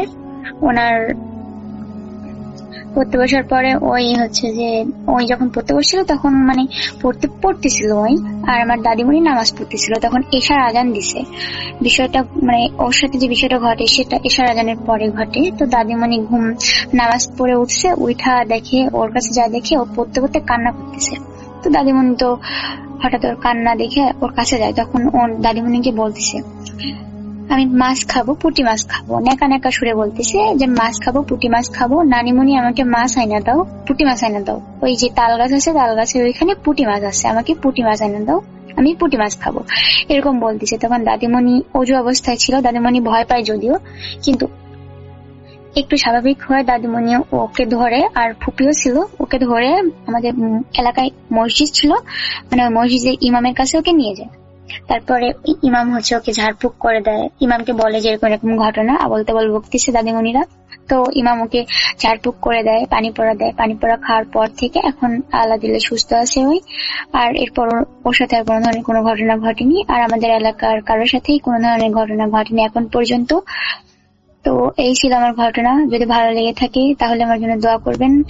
আর আল্লাহ হাফিজ। Welcome back. আপনাদের সবাইকে স্বাগত জানাচ্ছি আমি রাসেল। আশা করছি আপনারা সবাই ভালো আছেন, ভালোর তলে আছেন। আমিও ভালো আছি আর ভালোর তলে আছি। এই মুহূর্তে বিদায় নিতে হবে আমাকে। কথা হবে আবারও, সেই পর্যন্ত সবাই ভালো থাকুন, সুস্থ থাকুন। মোস্ট ইম্পর্টেন্টলি ভূত.com এর সাথে থাকুন। আর আমাদের ইমেল অ্যাড্রেসটি নোট করে নিন, russell.booth.com@gmail.com। আপনার নাম, ঠিকানা এবং ফোন নাম্বার সহ আপনার জীবনে ঘটে যাওয়া বা আপনার জানা সেরা ঘটনা লিখে পাঠিয়ে দিন আমার কাছে। ঘটনার শুরুতে অবশ্যই উল্লেখ করুন যে ঘটনাটি আপনি স্টুডিওতে এসে শেয়ার করতে চান, নাকি আপনি চান আপনার ঘটনা আমরা পড়ে শোনাই। যারা দেশের বাইরে রয়েছেন তারা সরাসরি অডিও ক্লিপ পাঠাতে পারেন। একটু আগে আপনারা সেরকম একটা অডিও ক্লিপ শুনেছেন যেটা এসেছে ইউএসএ থেকে। আজকের মতো এখানে বিদায় নিচ্ছি। আল্লাহ হাফেজ।